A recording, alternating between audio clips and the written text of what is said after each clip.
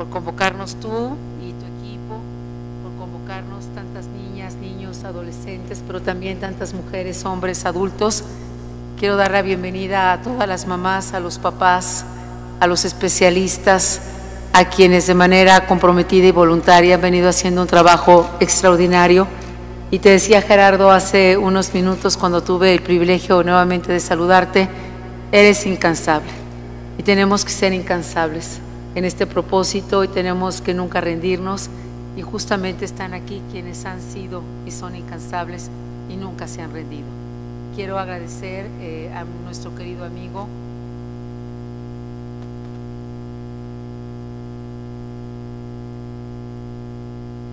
y de toda la ciudadanía, como es el senador Emilio Álvarez y Casa. Emilio, querido, gracias como siempre por tu solidaridad y por ser tan comprometido en estas causas.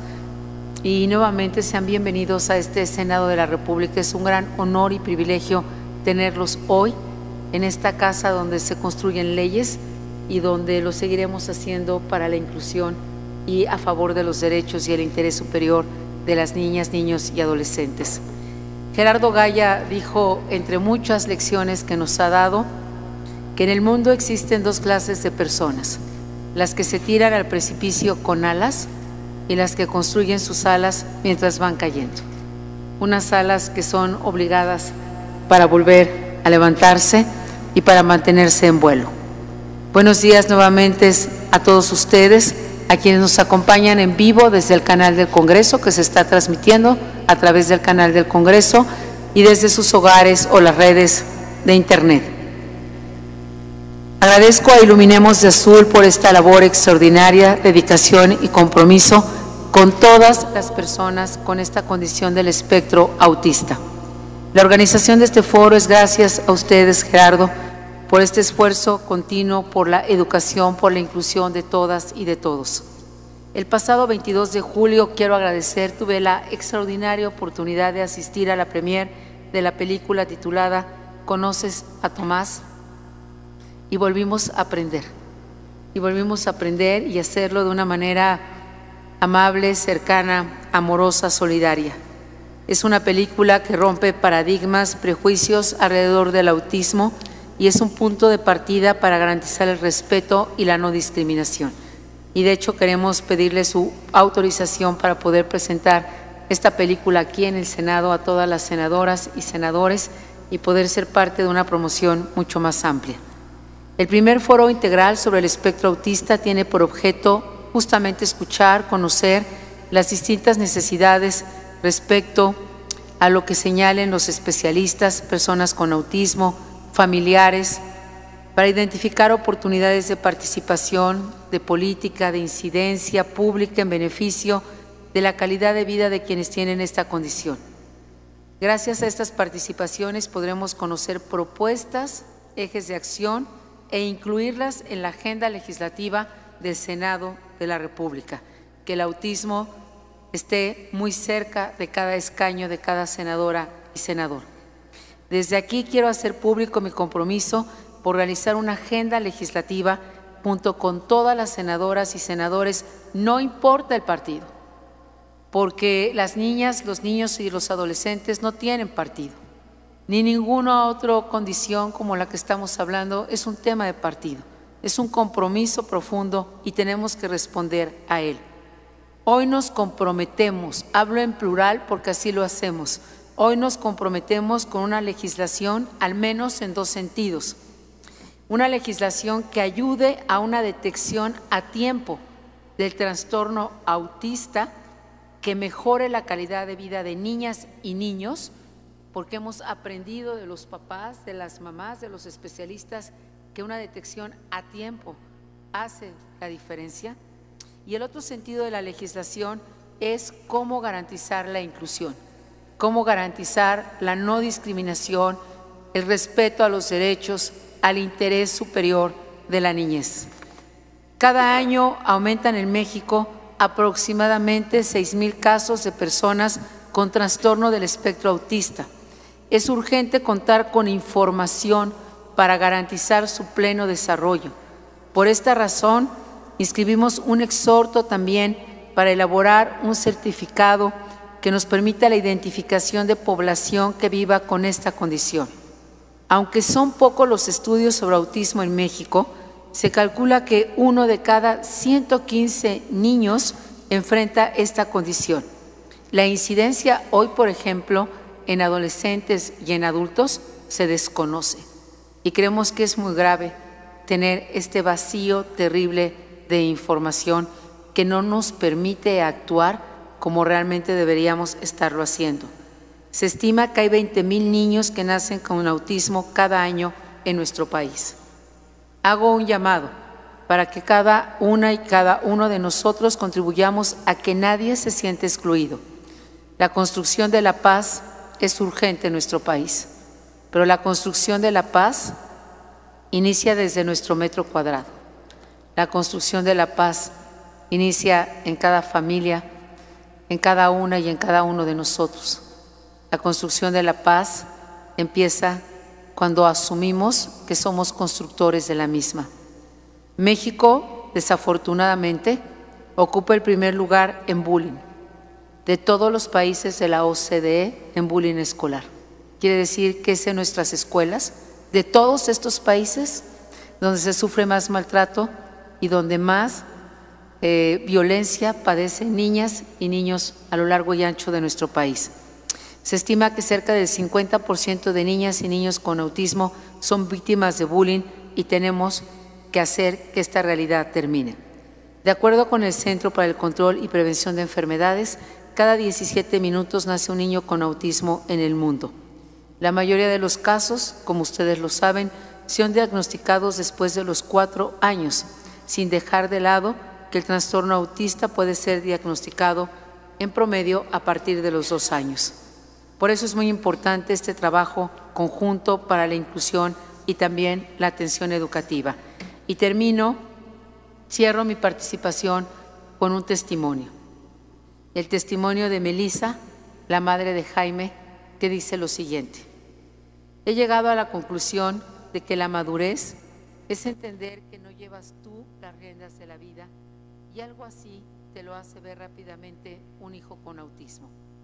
Entonces tomas conciencia de que lo único que puedes hacer es amoldarte a las cosas como vienen intentando y ser feliz en el proceso. A lo mejor, si yo no hubiera tenido un hijo con autismo, seguiría viviendo en la ignorancia de pensar que lo tengo todo controlado cuando realmente no es así. Y sé que estamos aquí fundamentalmente por una razón de amor, que es algo de lo que hablamos tan poco. Y esta es la razón más poderosa que nos tiene aquí. Es una razón de amor que a nosotros nos lleva a una agenda legislativa urgente, construida con todas y todos ustedes que son quienes conocen, quienes saben, pero sobre todo quienes abrazan y ejercen todos los días el amor con una niña, con un niño o con una persona con autismo. Si es el amor la principal razón que hoy nos tiene aquí, yo tengo la certeza que algo importante debemos de lograr. Porque si no hay razón más poderosa, y yo realmente no creo que exista una más poderosa que las razones del amor, y habiendo tantos déficits de amor en el mundo, es necesario que aquí construyamos un espacio donde sea posible coincidir, abrazarnos, mirarnos y no solamente vernos, reconocernos con grandeza y ser uno mismo y no diferentes. Les agradezco nuevamente, bienvenidos y gracias a todas y a todos ustedes.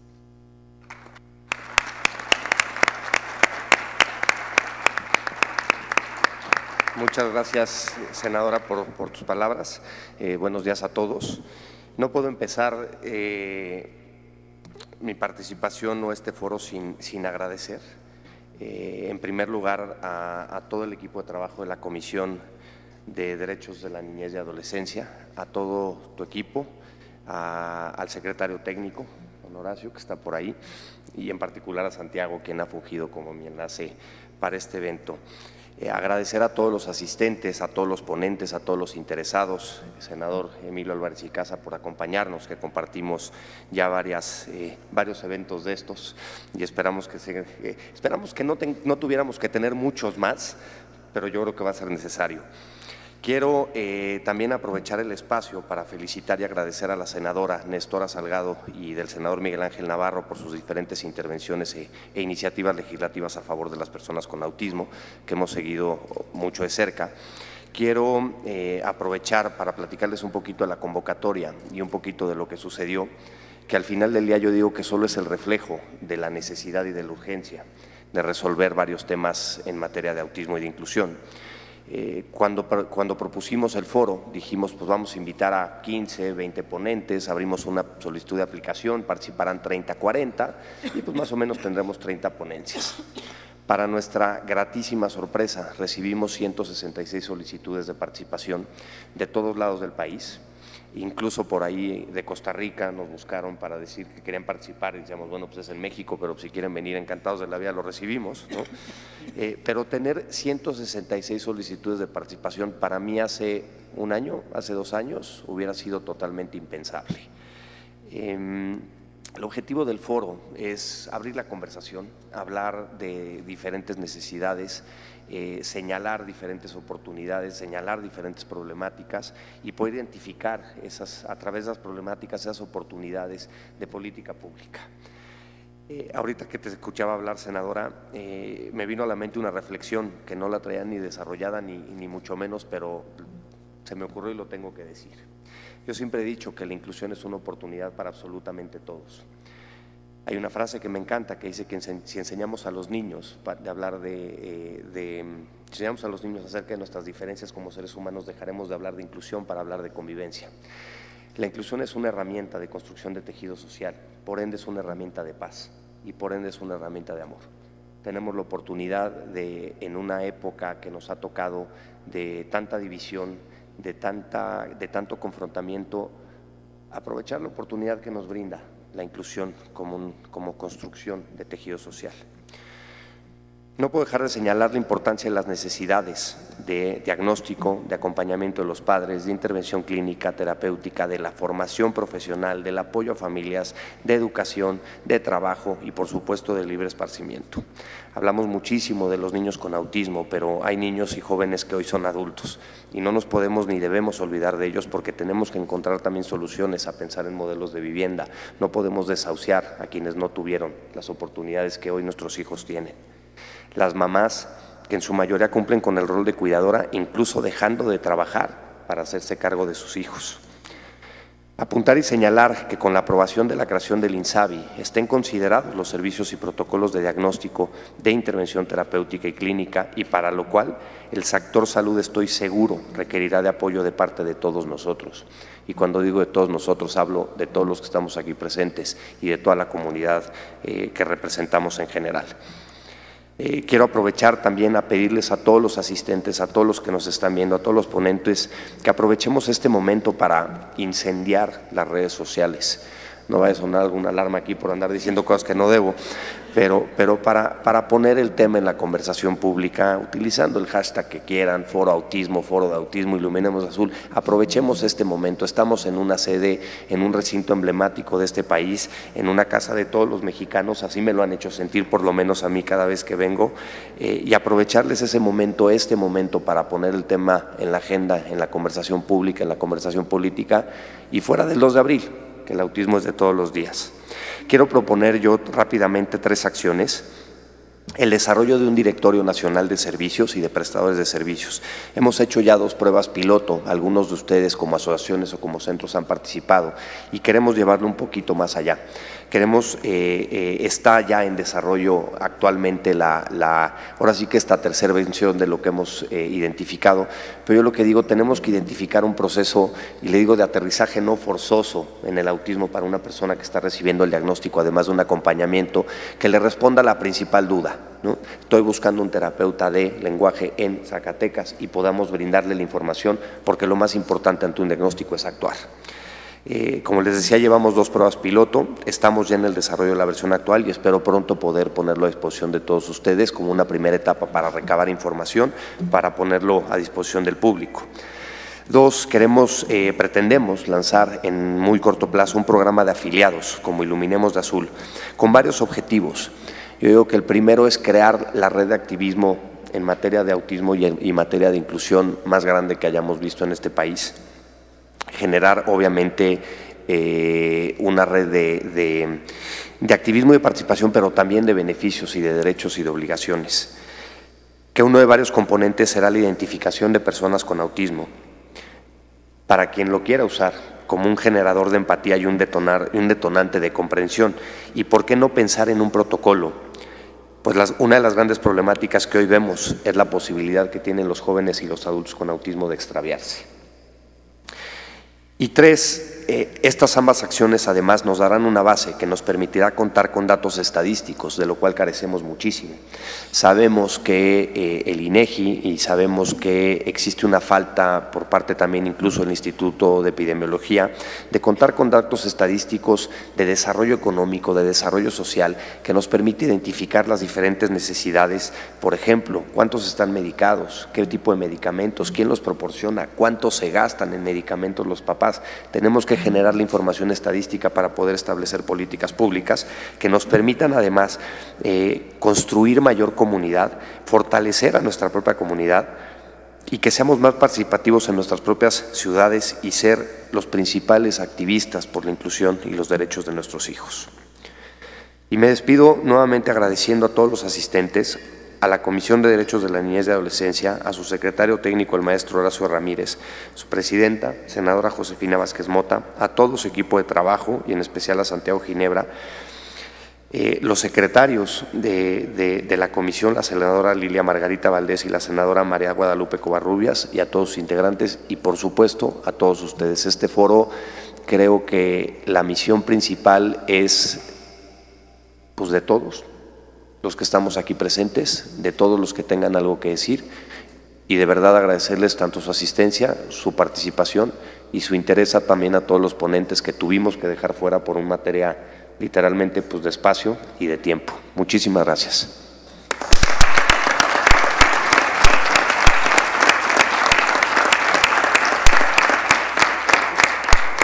Y se me andaba olvidando que también funjo como maestro de ceremonias y cederle la palabra al senador Emilio Álvarez y Casa, agradeciéndole nuevamente nos acompañe en este espacio.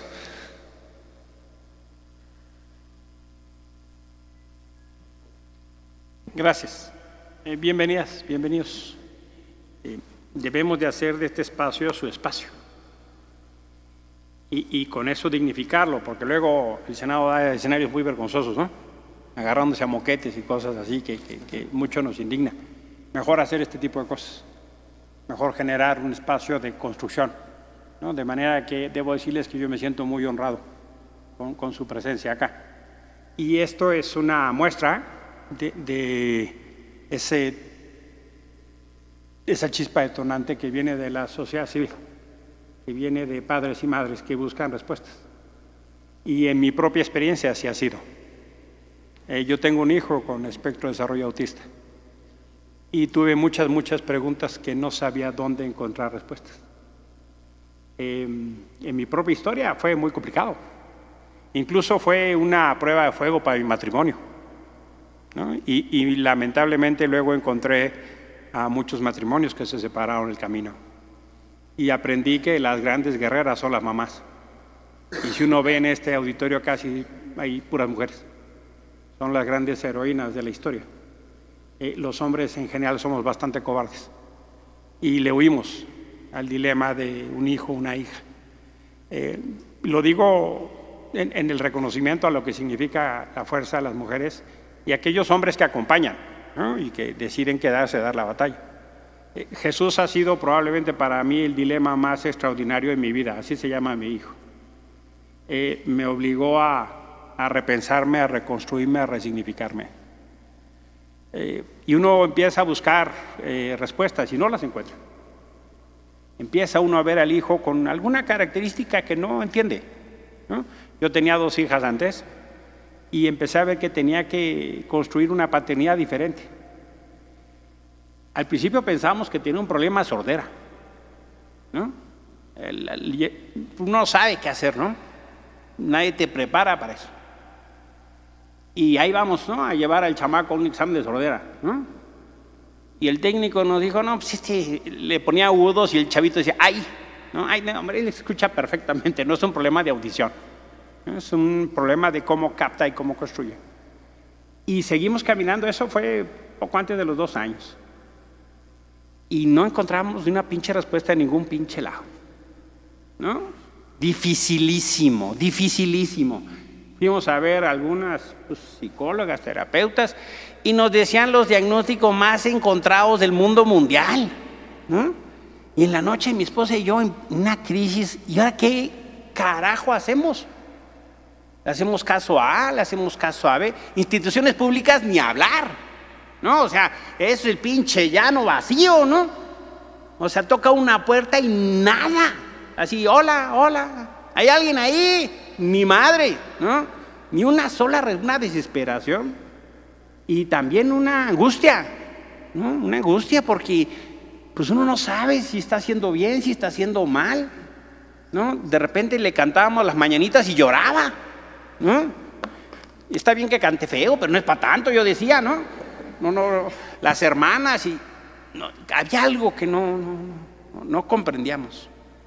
Y poco a poco fuimos adentrándonos a este universo.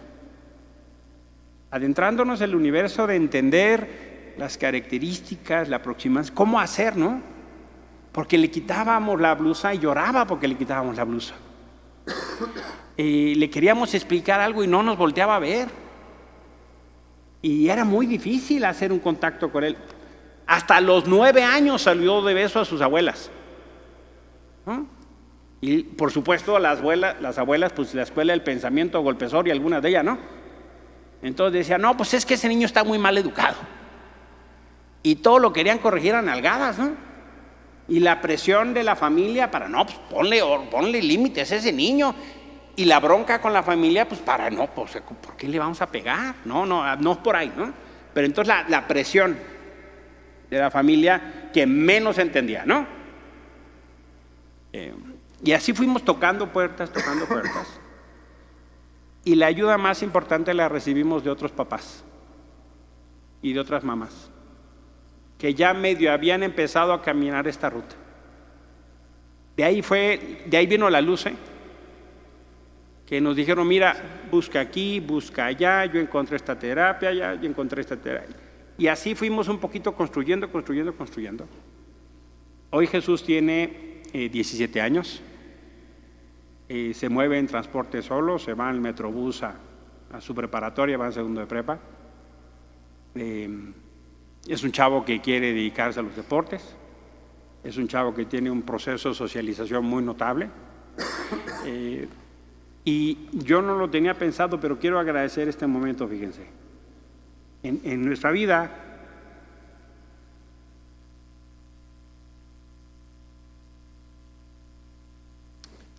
tuvimos la extraordinaria fortuna de encontrarnos a Diego Reza en el camino. Él le ayudó a mi hijo como no tiene idea.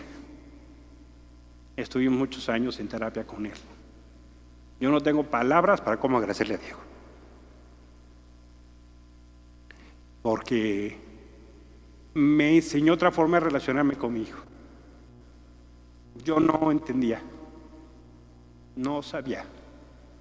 Y jugando y relacionándome, pintándonos la cara a través de un cristal, pintándonos con jabón en un vidrio, jugando, empezamos a construir relaciones significativas que yo no sabía cómo hacer. Y Diego nos ayudó mucho. Muchas gracias, Diego. En verdad, nos cambiaste la vida. Muchas gracias.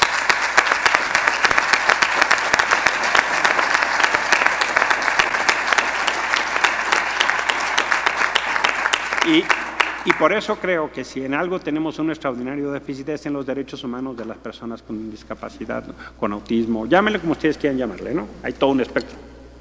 Antes nadie sabía cómo tratarlo, ¿no? Ahora los adultos dicen, si yo hubiera tenido esa oportunidad probablemente me hubiera ahorrado muchos golpes, ¿no? Estamos muy atrasados. Tuve la oportunidad por mi trabajo de vivir 4 años en Estados Unidos y mi hijo fue a una escuela pública. Y en la escuela pública le hicieron una adaptación curricular.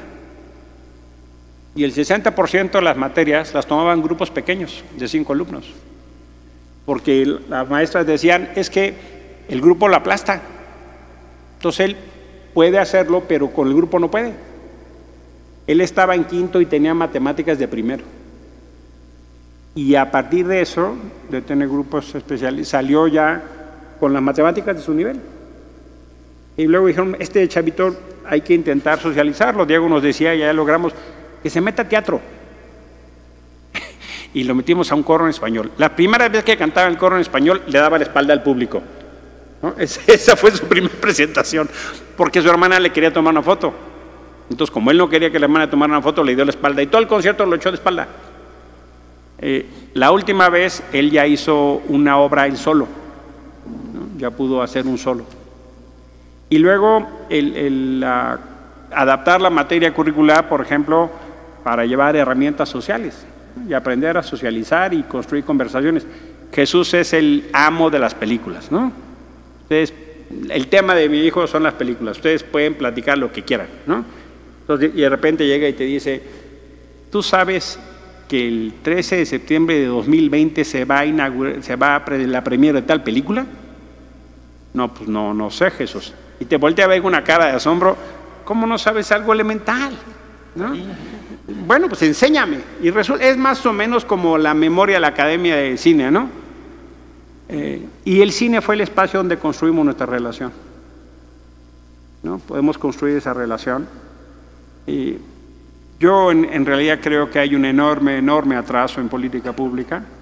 Las escuelas públicas son un absoluto desastre, ¿no? Los entienden como niños problemas, los entienden como niños de dificultad. Y entonces las familias que no tienen recursos están en un enorme problema porque no tienen cómo acompañar. En la educación pública, en atención a niños y niñas con autismo, no sabe qué hacer. Y la política pública hoy en día me parece patética, porque no es solo un tema de transferencia de dinero, es un tema de generación de derechos y protección de derechos. Y yo creo que vamos retrocediendo, se los digo con honestidad, en esta materia. O sea, está bien que puedan hacer transferencias financieras, pero no es suficiente. Se necesita todo un arropaje, todo un modelo, todo un diseño, para que no tengamos la excepción nos hacen falta como 500,000 de Diegos, pues, ¿no? Para que la escuela pueda arropar, acompañar, ¿no? La generación de oportunidades, y donde estos niños y niñas puedan brillar en su plenitud, ¿no? Y aprender a relacionarnos. Ahora Jesús está en el equipo de atletismo, y la primera vez que corrió no acabó la carrera, porque eran como 2,000 metros planos, y la segunda sí la acabó, y estaba todo rojo, todo complicado, y mi esposa le dice, oye Jesús, acabaste la carrera, es que te hice caso. ¿Cómo me hiciste caso? Pues sí, yo me estaba muriendo, la verdad no acaba, pero tú me dijiste que aunque me muera tenía que acabar. Entonces yo le digo a la esposa, acuérdate que él es literal, ¿no? Es literal. Entonces si tú le dices, aunque te mueras, acabes, y ahí está el otro corriendo, ¿no? Porque tú me dijiste que si no, aunque me muriera, ¿no? Es literal el asunto, ¿no? La literalidad de las cosas. Y por supuesto de otras cosas ni hablamos, ¿no? Desarrollo en la atención médica, la generación de oportunidades para estos chicos. En realidad, quien está haciendo la enorme diferencia son padres y madres. Y a organizaciones y capitales democráticos, que así les digo yo, como Iluminemos. De manera tal que yo sí pienso que, como ha pasado en otros ámbitos de la vida, la motorización del proceso de cambio viene esencialmente de quien vive la condición. Quienes están, en mi ámbito muy de competencia, ¿no? Quienes movilizan la agenda de derechos humanos son las víctimas. Son las víctimas desaparecidos, ahí estuvo Javier Sicilia, ahí está Julián Levarón.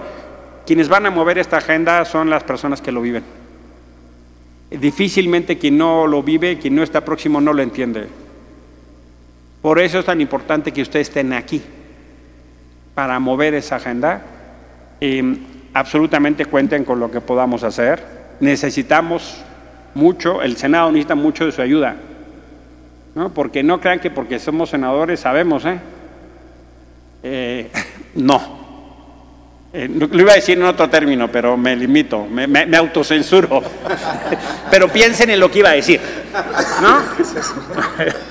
Necesitamos mucho de la ayuda para construir el orden público a partir de quien lo entiende y lo vive.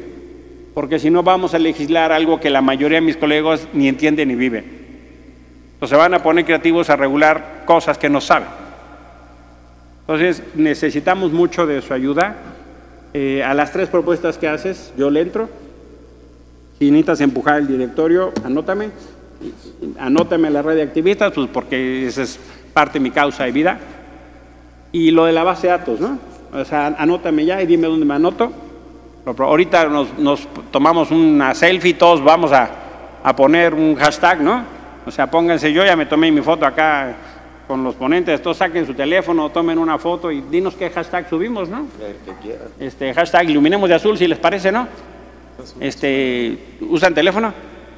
Sáquenlo y de una vez tomen una foto el de al lado, ¿no? Y vamos o tomen ustedes una foto, tómenle aquí a la senadora tan distinguida, hombre, a la querida Josefina, a Gerardo, tómense una foto y ya si usan Facebook o si usan Twitter o si usan Instagram, y si no, después mándenle un WhatsApp a su novio, ¿no? Mándenle una foto así para decir, mira, estoy acá, manden una foto. Pues yo les invito a que lo hagamos, es como parte de mi presentación, yo lo voy a hacer, ¿no? Vamos.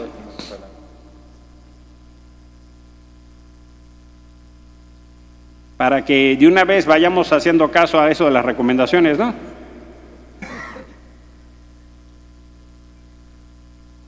En el primer foro de autismo se llama esto.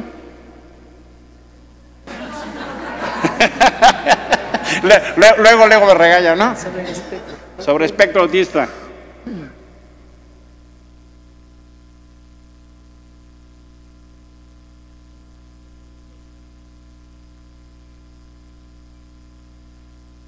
Y le ponemos hashtag iluminemos de azul.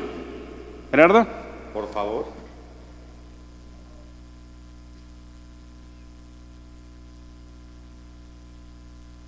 Ya la red que quiera, ¿no? Si no, pierdes un WhatsApp, hombre.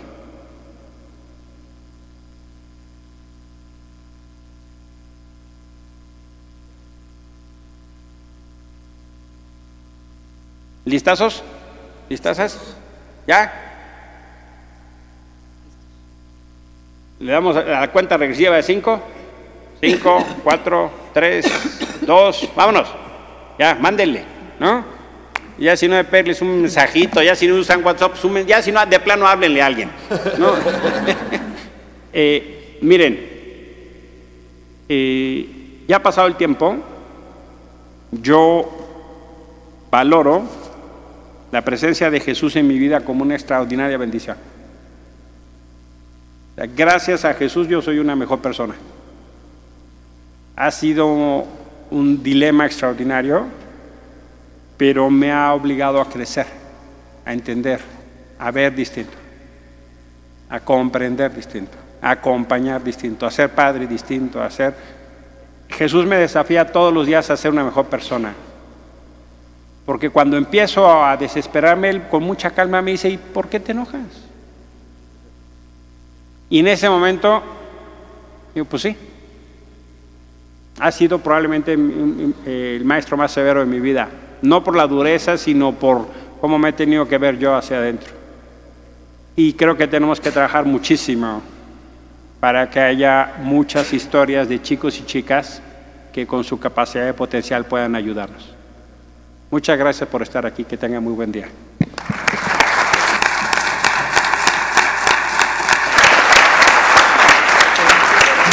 Sí, claro. Sí, claro.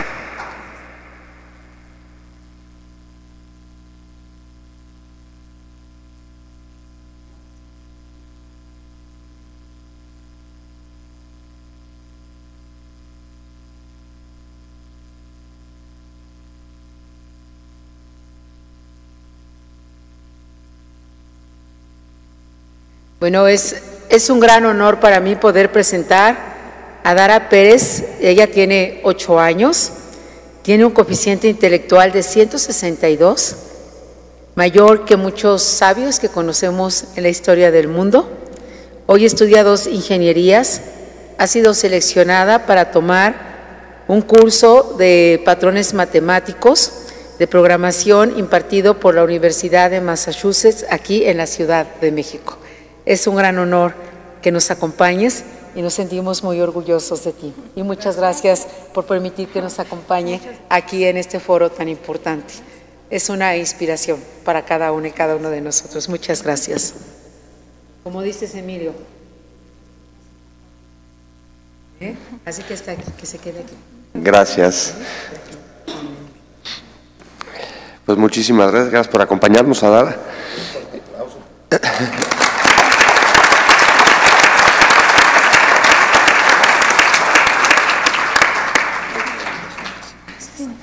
Gracias, senador Emilio, por tus palabras, por tu sinceridad, por tu compromiso. Muchas gracias. Cedo la palabra a María José Olvera, fundadora de Crea tu Mundo AC, para platicarnos una nueva era para las personas dentro del espectro autista.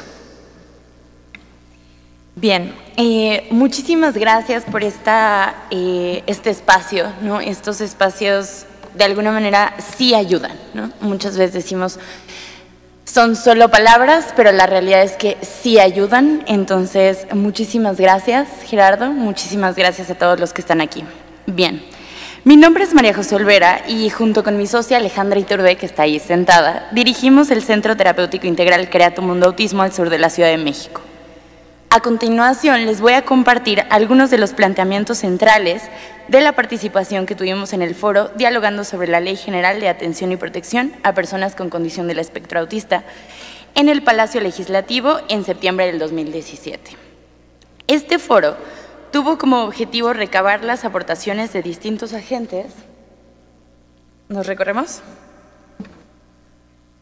Listo. Este foro tuvo como objetivo recabar las aportaciones de distintos agentes involucrados con el fin de perfeccionar la Ley General de Atención y Protección a Personas con la Condición del Espectro Autista. Nuestra participación fue publicada en el libro Notas sobre Autismo y se titula Una nueva era para las personas dentro del espectro autista. Bien, ¿por qué hablar y pensar sobre los derechos de las personas con condiciones del espectro autista?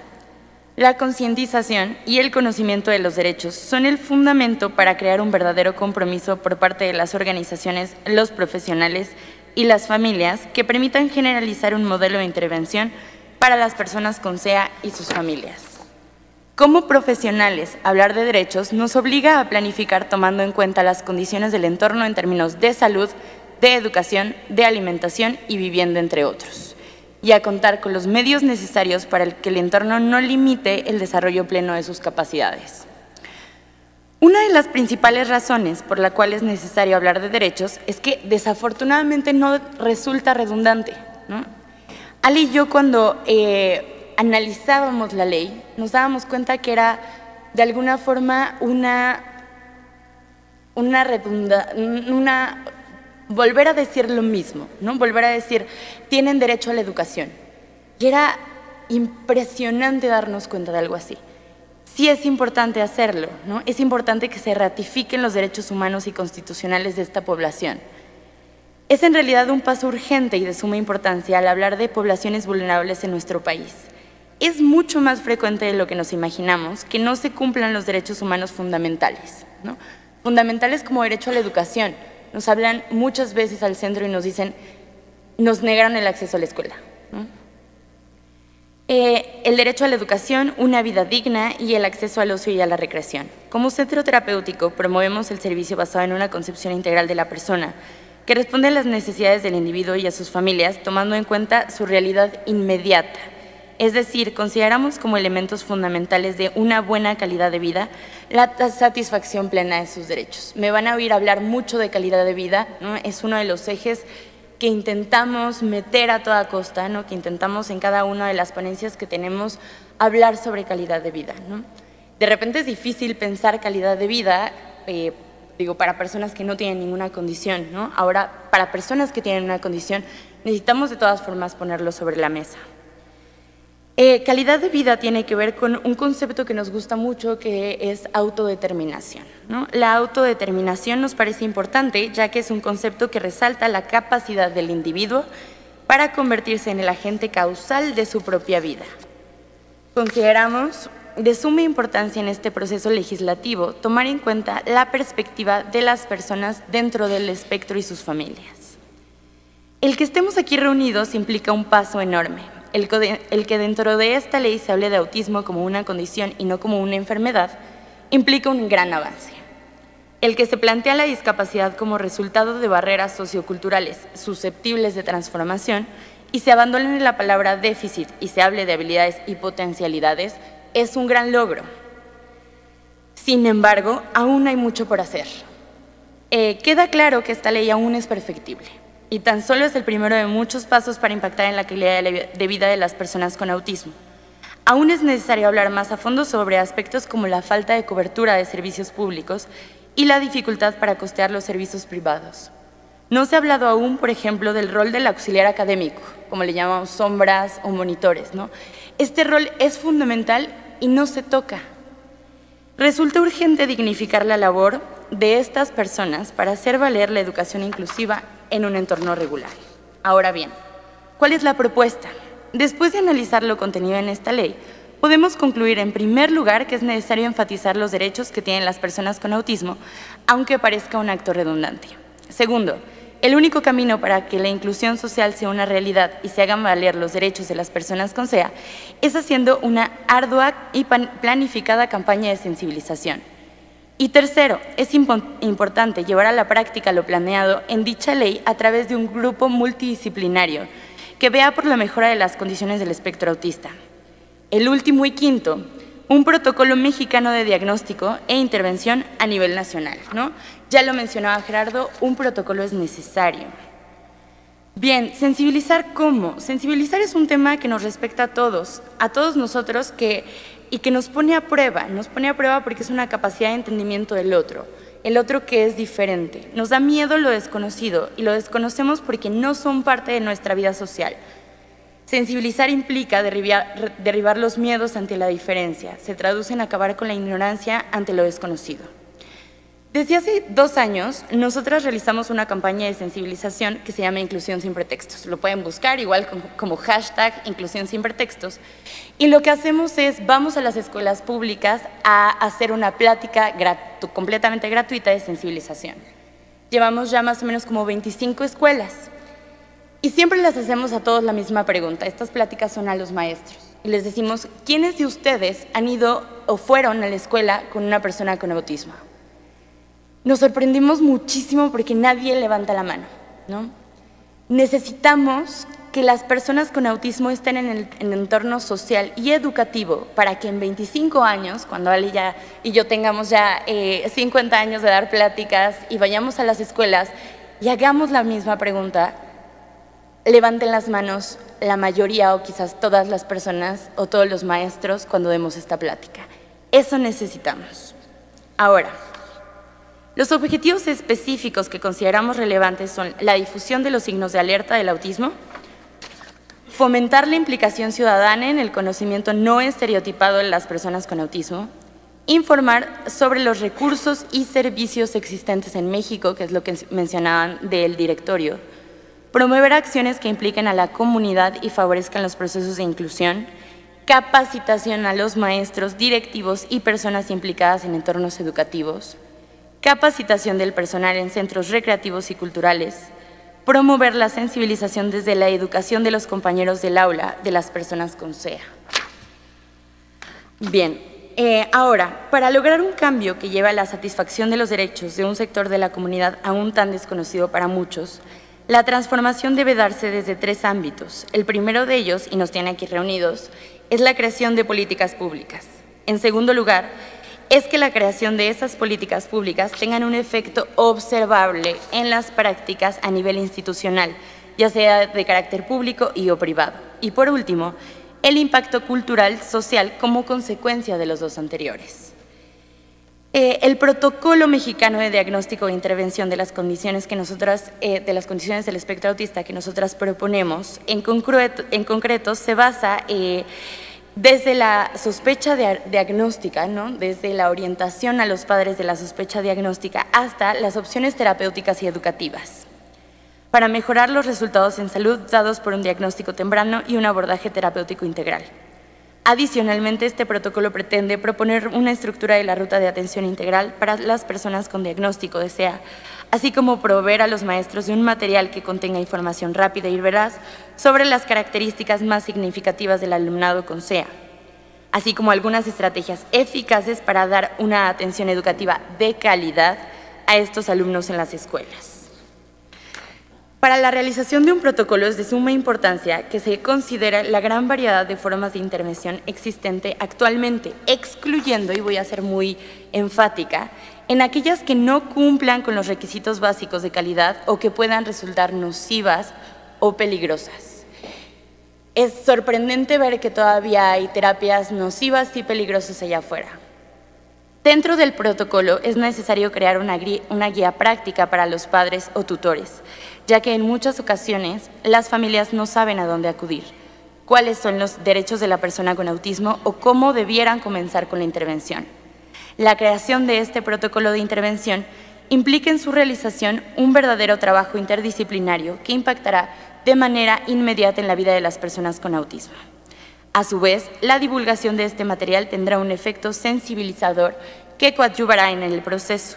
Algunas sugerencias que nosotras damos sobre el contenido de este protocolo son guía práctica para los padres, guía para servidores públicos, guía para docentes, breve descripción de las diversas formas de intervención, un manual de urgencias hospitalarias, manual de buenas prácticas de terapias e intervenciones, criterios sobre cómo elegir el centro educativo regular especializado, perfil del profesional que trabaja con SEA y, por último, una herramienta de evaluación sobre los servicios existentes que atienden a las personas con SEA. Necesitamos puentes que nos unan, que unan a las personas con autismo con la comunidad, que nos ayuden a crecer juntos de la mano. Los pilares de estos puentes son dos. Por un lado está el conocimiento ajustado, realista y comprensivo del autismo. Y por otro lado, acciones prácticas y protocolos o programas de actuación que sienten las bases. El uno depende del otro y si uno falla, el puente se cae. Quiero cerrar diciendo que en esta participación hemos puesto sobre la mesa la importancia de ratificar los derechos de las personas con autismo. Se ha planteado la posibilidad de realizar una campaña de sensibilización a nivel nacional. Algo que hemos platicado mucho es que tendría un poco más de impacto si Iluminemos de Azul tuviera más recursos, ¿no? Si se pudieran hacer más cosas. De repente Ali y yo nos encontramos con cosas por hacer y de repente se hacen listas gigantes en torno a estos temas, ¿no? ¿Por dónde tenemos que empezar? Por ratificar sus derechos, por crear protocolos y por ampliar la sensibilización. Muchísimas gracias.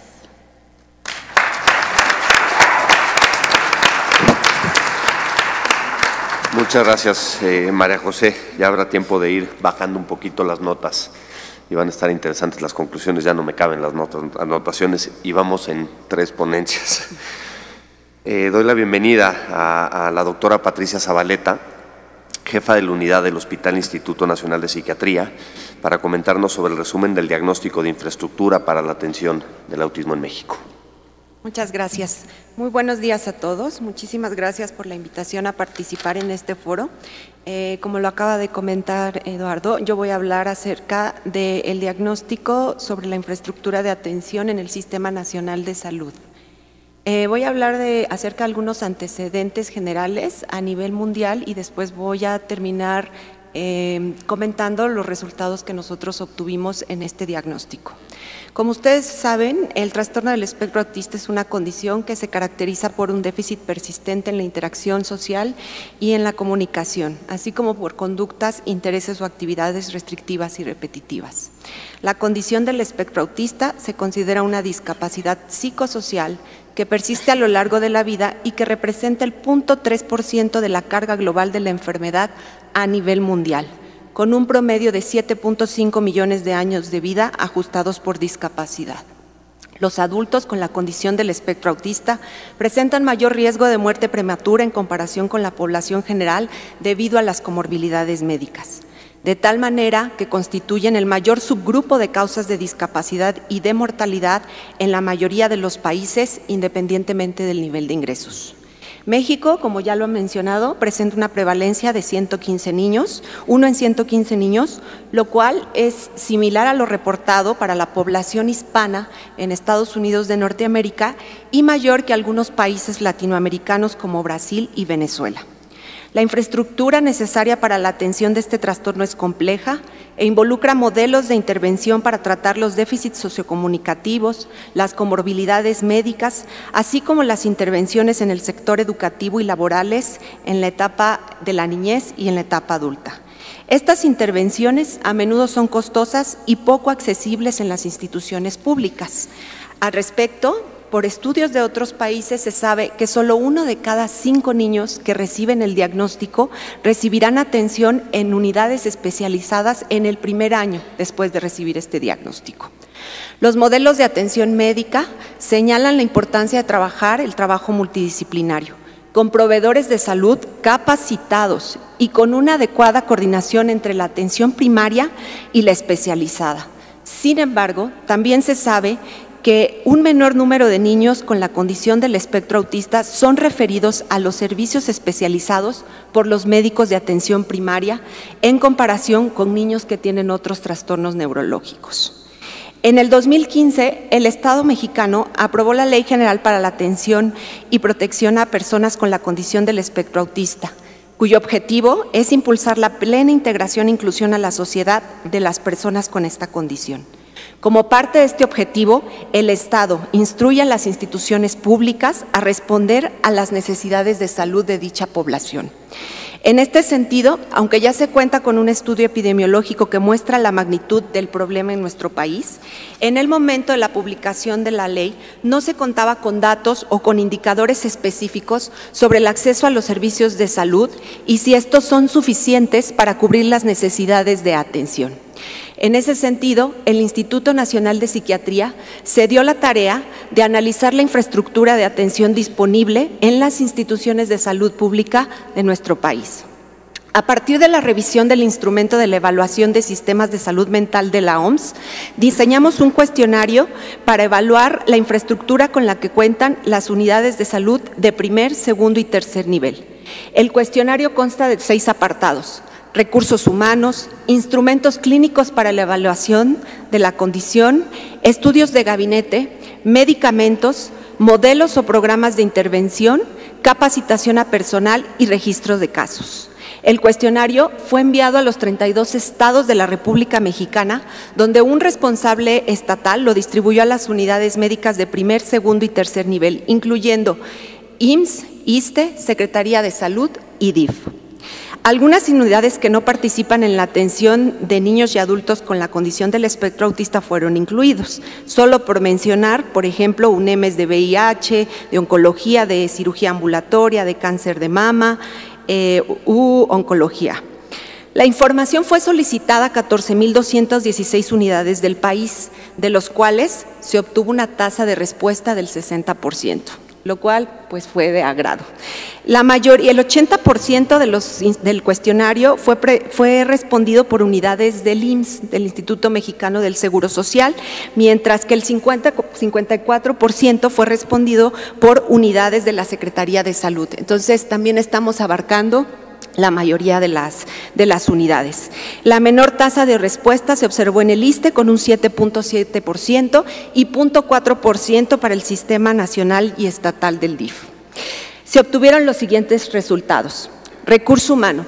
62% de las unidades del primer nivel cuentan con una plantilla mínima, esto es, un médico, una enfermera, un psicólogo o un trabajador social que podrían realizar actividades de tamizaje para la detección de personas con la condición del espectro autista.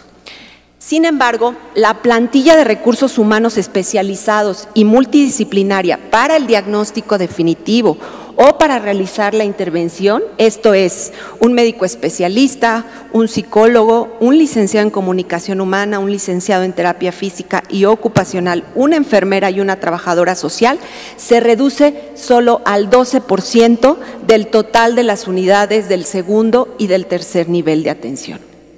Instrumentos de tamizaje y de diagnóstico. El 2.4% del total de las unidades encuestadas reportaron contar con al menos un instrumento clínico de tamizaje y o diagnóstico para la evaluación.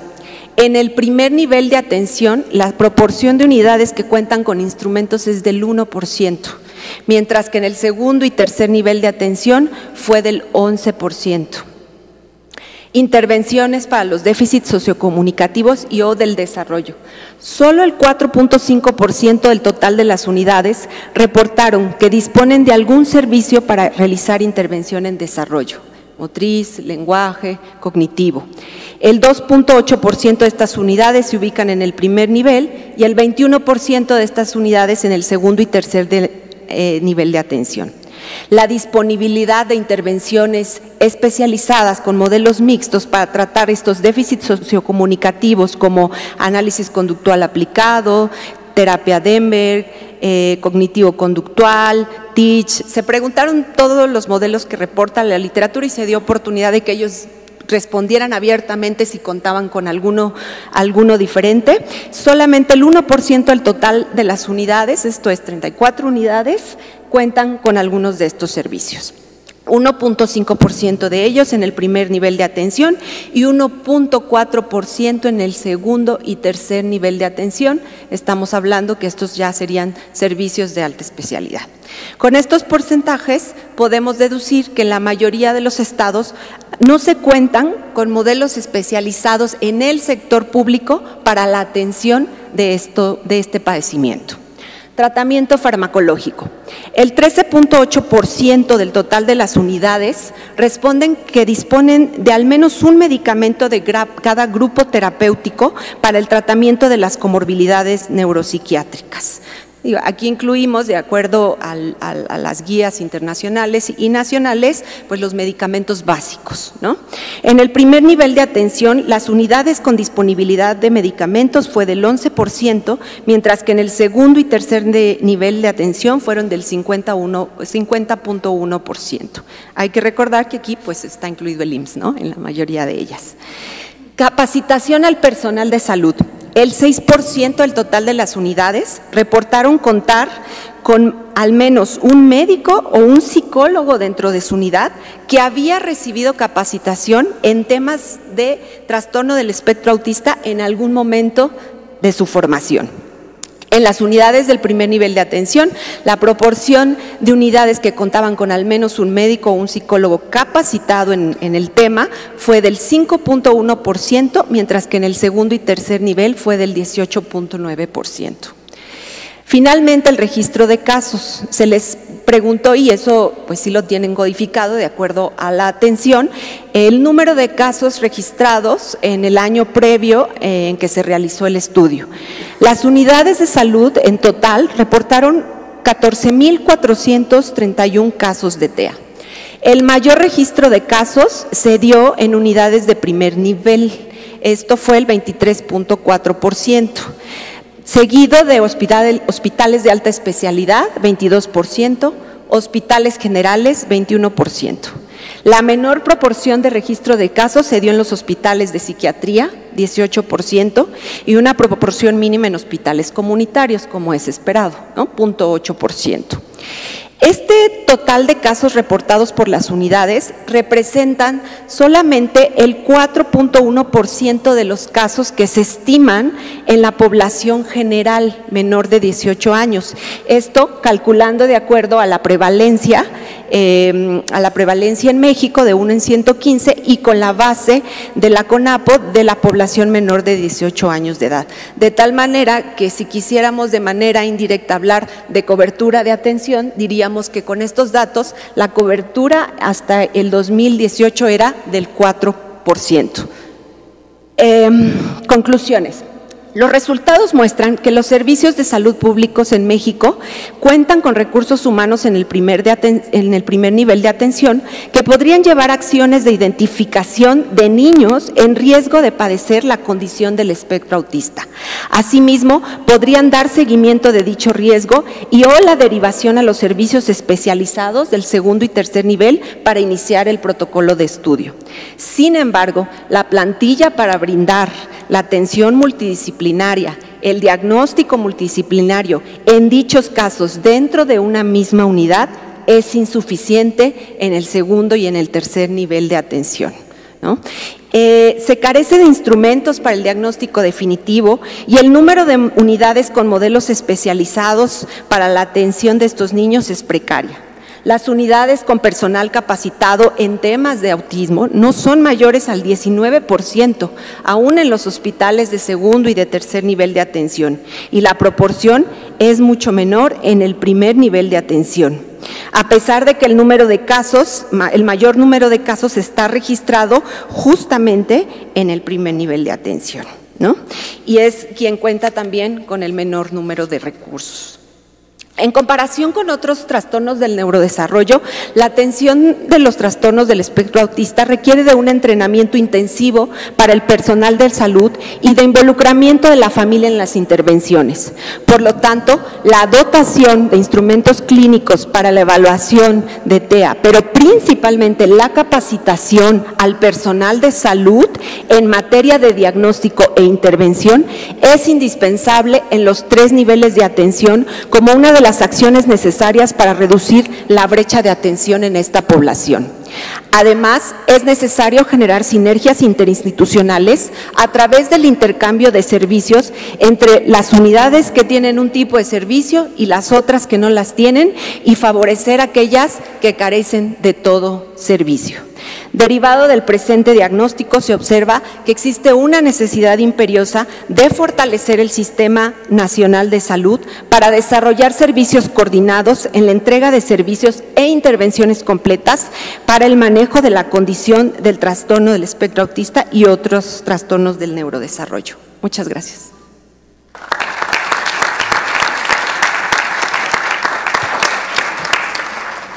Vamos a poner a disposición de todos los asistentes, ponentes y demás una copia del estudio porque sí, claro, creo que tiene datos, además de interesantes, alarmantes. Solo el 4%. Sí. Híjole, de repente aquí es cuando dan ganas de salir corriendo y meter la cabeza en la arena como avestruz y decir, mejor mando mi currículum y nos dan chamba en otra cosa. Pero bueno. Le doy la bienvenida al doctor Tonatiuh Lai Arellano, profesor investigador y titular de la Universidad de Guadalajara y estrecho colaborador de Iluminemos de Azul, para platicar un poco acerca de políticas públicas y legislación para el autismo en México. Gracias, Tonatiuh. Muchas gracias. Agradezco al Senado la disposición para llevar a cabo este primer foro y también celebro que aquí ya se ha hablado de cuestiones de activismo, cuestiones de investigación, algunas posiciones conceptuales que son importantes para entender la política pública, ¿no? Ya más o menos se comentó por qué es importante no llamar al autismo, o bueno, todavía están en ese debate de si que el nombre clínico, por supuesto, que es trastorno del espectro autista, pero desde la concepción política del espíritu de la ley con la que se hizo la iniciativa en 2013, se decidió llamarlo como condición del espectro autista, ¿no? Para no solamente resaltar los aspectos clínicos, sino para tomar en cuenta estas cuestiones de derechos humanos que ya habló el senador Álvarez y Casa y que bueno, también ya habló hace un momento María José, ¿no? Asimismo, bueno, también comentar que ha habido un debate importante entre organizaciones de defensa de derechos humanos y de defensa de personas con discapacidad y que esto llevó a que la propia ley tuviera una demanda de acción de inconstitucionalidad en 2015 que prácticamente la Corte resolvió a favor de la propia ley en 2016, ¿no? Pero me parece que es importante este debate porque aparte de la generación de conocimiento, me parece que es también cómo tomamos los conceptos y sobre todo aplicados a la realidad y no tanto en el solo discurso ortodoxo, ¿no? Bueno, aunque cada vez hay mayor difusión de esta condición, nos interesa exponer 3 grandes aspectos para la atención y protección de las personas con autismo, los cuales, si bien ya iniciaron, todavía no están completos. El primero es obviamente lo que nos tiene aquí en este foro, que es la discusión, aprobación o modificación de la minuta de reforma de la Ley General para la Atención y Protección a Personas con la Condición del Espectro Autista en este Senado de la República. Recordemos que el 28 de abril del año pasado, de 2018, el Pleno de la Cámara de Diputados aprobó la iniciativa de modificaciones a la ley, fruto de diversos foros llevados a cabo por la Comisión Especial para revisar y analizar la legislación y políticas en materia de atención a la niñez y adolescencia con autismo y otros trastornos generalizados del desarrollo. La edición más importante desde nuestra perspectiva es la invitación permanente por parte de la Comisión Intersecretarial a representantes idóneos de la sociedad civil, quienes tendrán voz, aunque no voto, ¿no? Que quizás esta sea una de las peticiones en el Senado, que obviamente haya voz y voto a los representantes de las asociaciones de la sociedad civil de personas con autismo. Lo anterior es quizás la mejor oportunidad para que la comisión, integrada por funcionarios de la Administración Pública Federal, tengan tanto elementos empíricos de primera mano como representación directa de las diversas experiencias sobre necesidades y visiones acerca del fenómeno del autismo en México. El dictamen aprobado por la Cámara de Diputados fue enviado, de acuerdo con nuestro sistema bicameral, al Senado de la República. Sin embargo, la revisión por parte de la Comisión de Desarrollo y Bienestar Social de esta Cámara ha sido lenta, ¿no? Porque si vemos que fue desde abril del año pasado, prácticamente ya estamos a 18 meses de que llegó la minuta a esta Cámara. Sí. Ya que a principios del mes de marzo se hizo la primera convocatoria de expertos e interesados en la materia a mesas de trabajo con el objetivo de discutir 3 puntos en particular: la conceptualización de la condición del espectro autista, la capacidad jurídica y ejercicio de derechos y el marco de la educación inclusiva y educación especial. Sobre el primer punto, como lo hemos manifestado en algunos otros foros, y lo acabo de mencionar hace un momento, si bien el término clínico es trastorno del espectro autista, la palabra trastorno, como lo señala Simón Baron Cohen, implica una causa biomédica, gravedad, sufrimiento, defectos cognitivos, riesgos psiquiátricos, pero sobre todo es potencialmente estigmatizante. Contrariamente, el término condición hace referencia en primer lugar a la persona, a su contexto social, educativo, cultural y sociológico. La capacidad jurídica de las personas con autismo fue avalada por la Suprema Corte de Justicia de la Nación en el fallo de la acción de inconstitucionalidad 33-2015 al validar la fracción 7 del artículo 6 de la ley, que precisamente habla sobre la capacidad de las personas con condición del espectro autista para elegir los medios para su desarrollo personal o, en su caso, a través de sus familiares en orden ascendente o tutores. La cuestión de la relación entre la educación inclusiva y la educación especial para personas con autismo también fue interpretada por la Corte, ya que en la resolución del amparo en revisión 714-2017, la segunda sala señaló la inconstitucionalidad en la Ley General de Educación del modelo de educación especial, aunque no a la educación especial en sí, ya que ésta deberá de apoyar a la educación regular en la atención a niños, jóvenes o adolescentes que lo requieran y a la capacitación tanto a docentes como a padres de familia en materia de inclusión educativa en general. Número 2, que bueno, ya habló hace un momento la doctora Patricia Zabaleta de ello, el estado actual de los programas de las Secretarías de Salud en los estados, ¿no?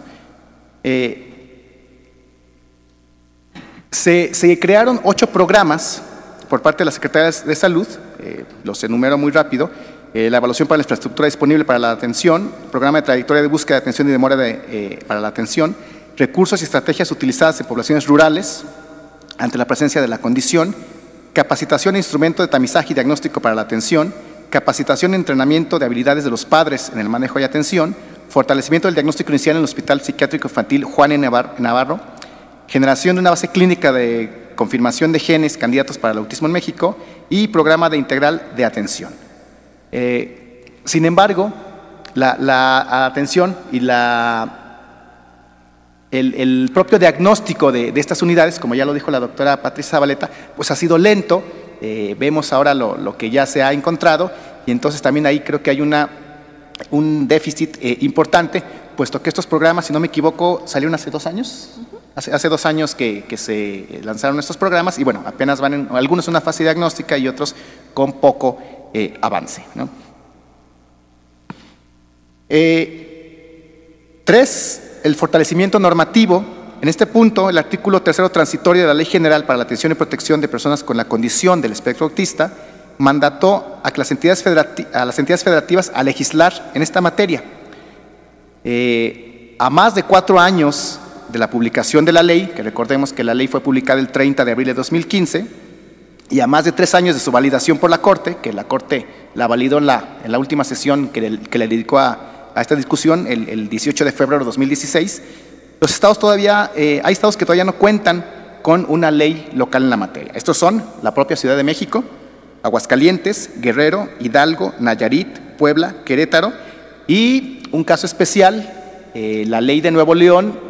La Corte declaró el decreto de creación como inconstitucional, entonces prácticamente la echó abajo, y lo que tendrá que hacer ahora Nuevo León es volver a legislar en la materia, ¿no?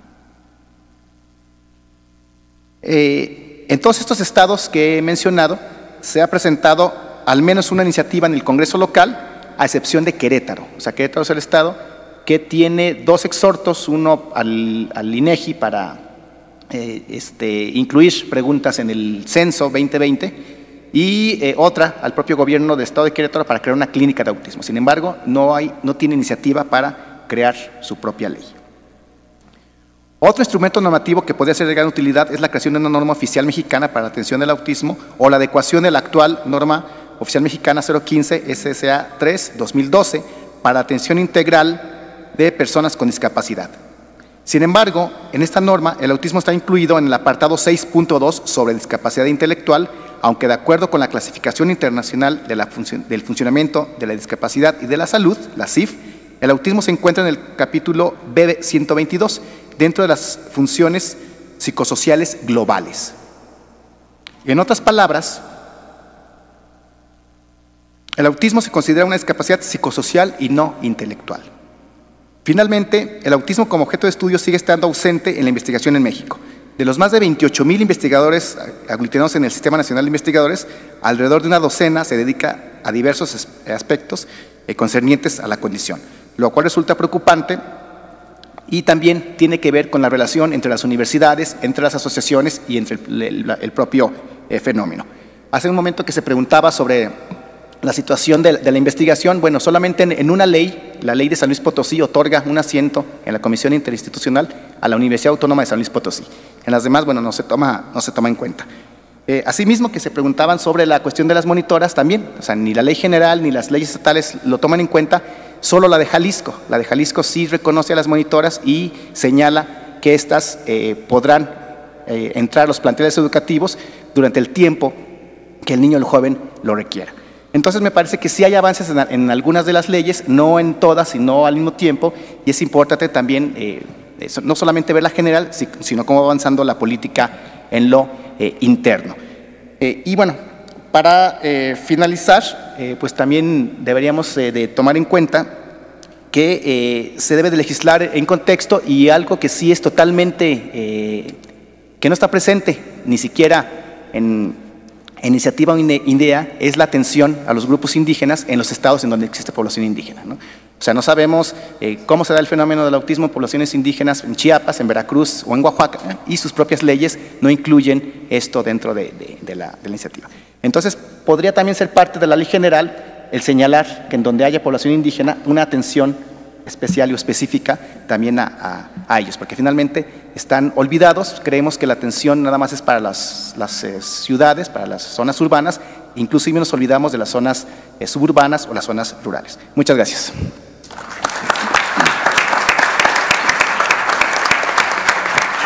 Muchas gracias, Tonatiuh. Cedo la palabra al licenciado Gerardo Larrauri, secretario técnico de la Comisión de Atención a Grupos Vulnerables de la Cámara de Diputados, para platicar acerca del modelo de políticas públicas para la atención. Muchísimas gracias, Gerardo. Buenos días a todos. Quiero, en primer lugar, agradecer a nombre propio y de la diputada Marta Garay la invitación de Iluminemos de Azul a participar en este foro.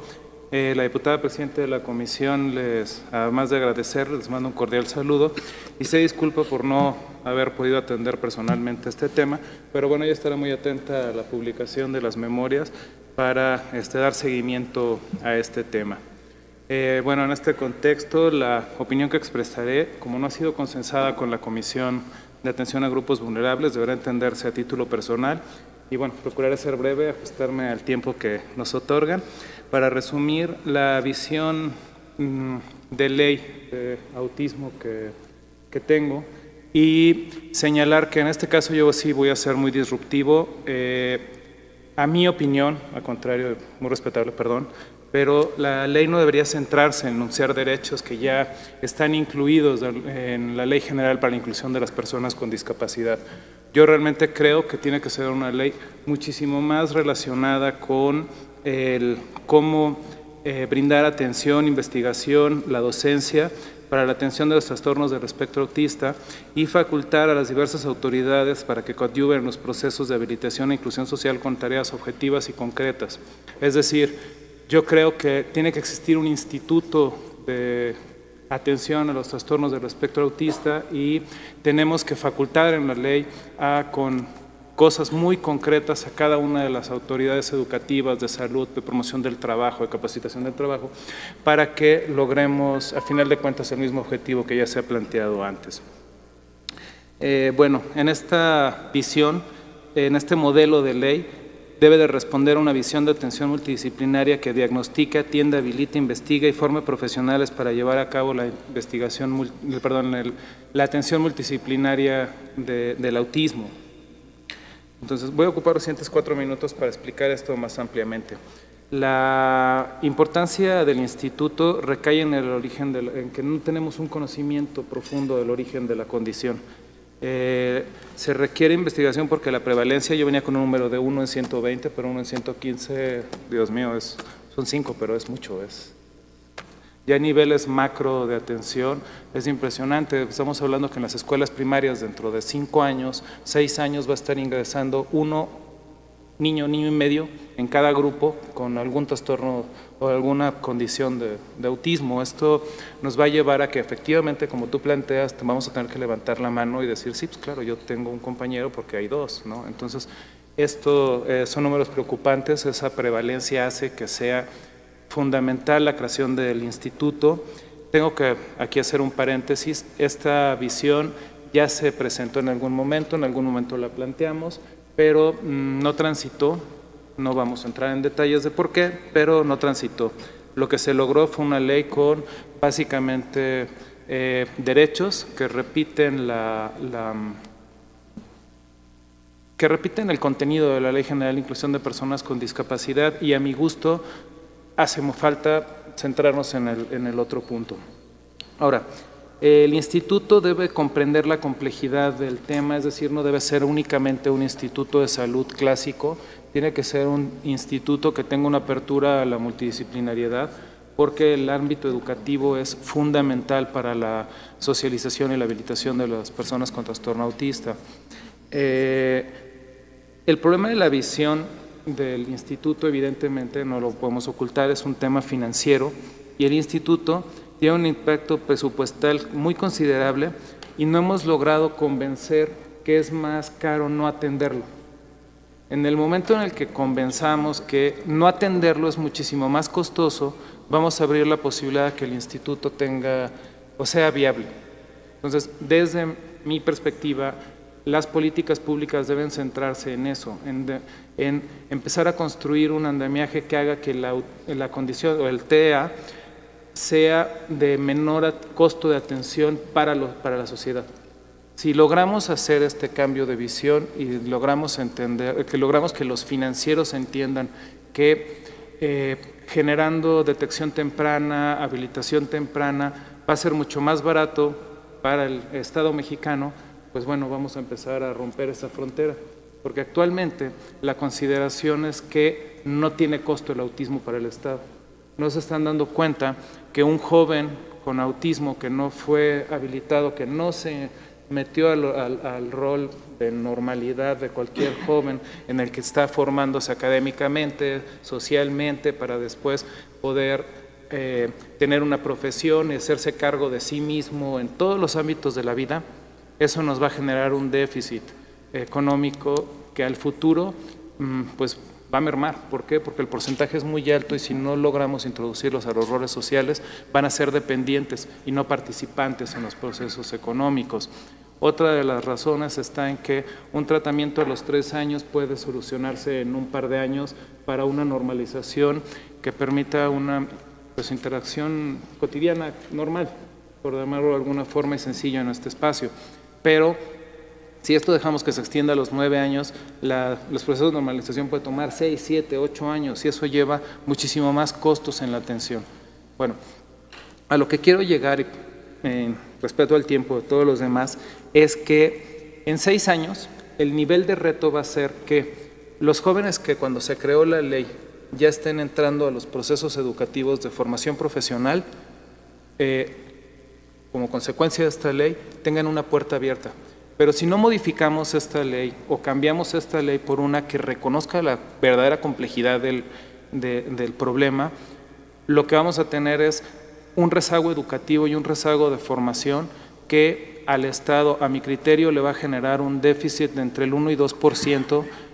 Luego explicaré a quien quiera entrar en este número de por qué, pero 1 o 2% en el Producto Interno Bruto por la falta de integración socioeconómica.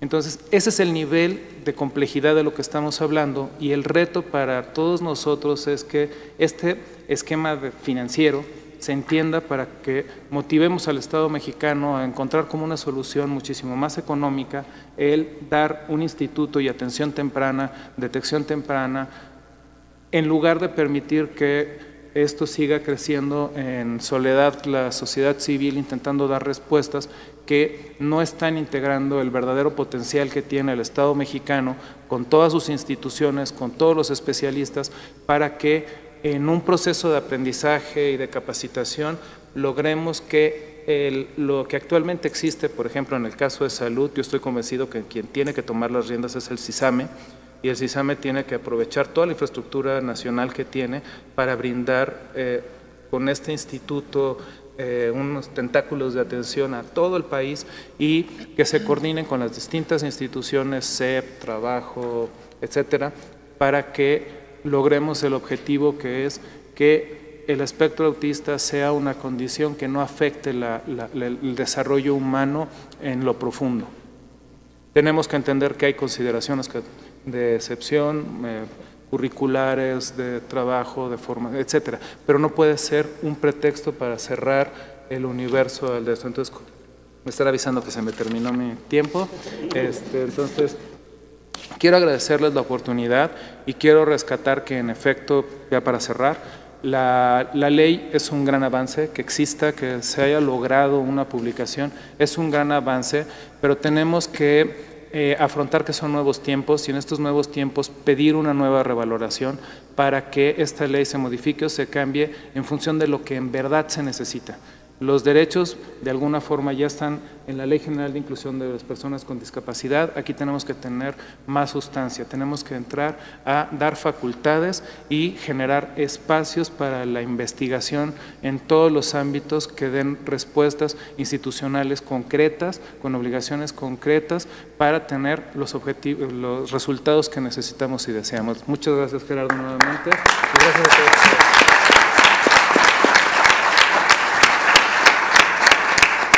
Muchas gracias, Gerardo. A continuación vamos a presentar un video que nos manda la organización Autism Speaks en Estados Unidos.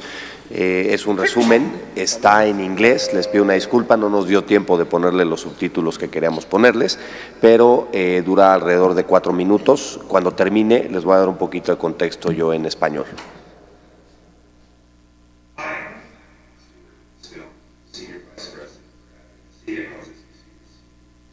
And I'm Dave Sikowski, and I'm Director of Public Policy here.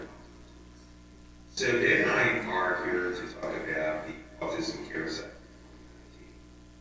It was enacted on September 30th this year. It funds a variety of activities through the federal government, through its agencies,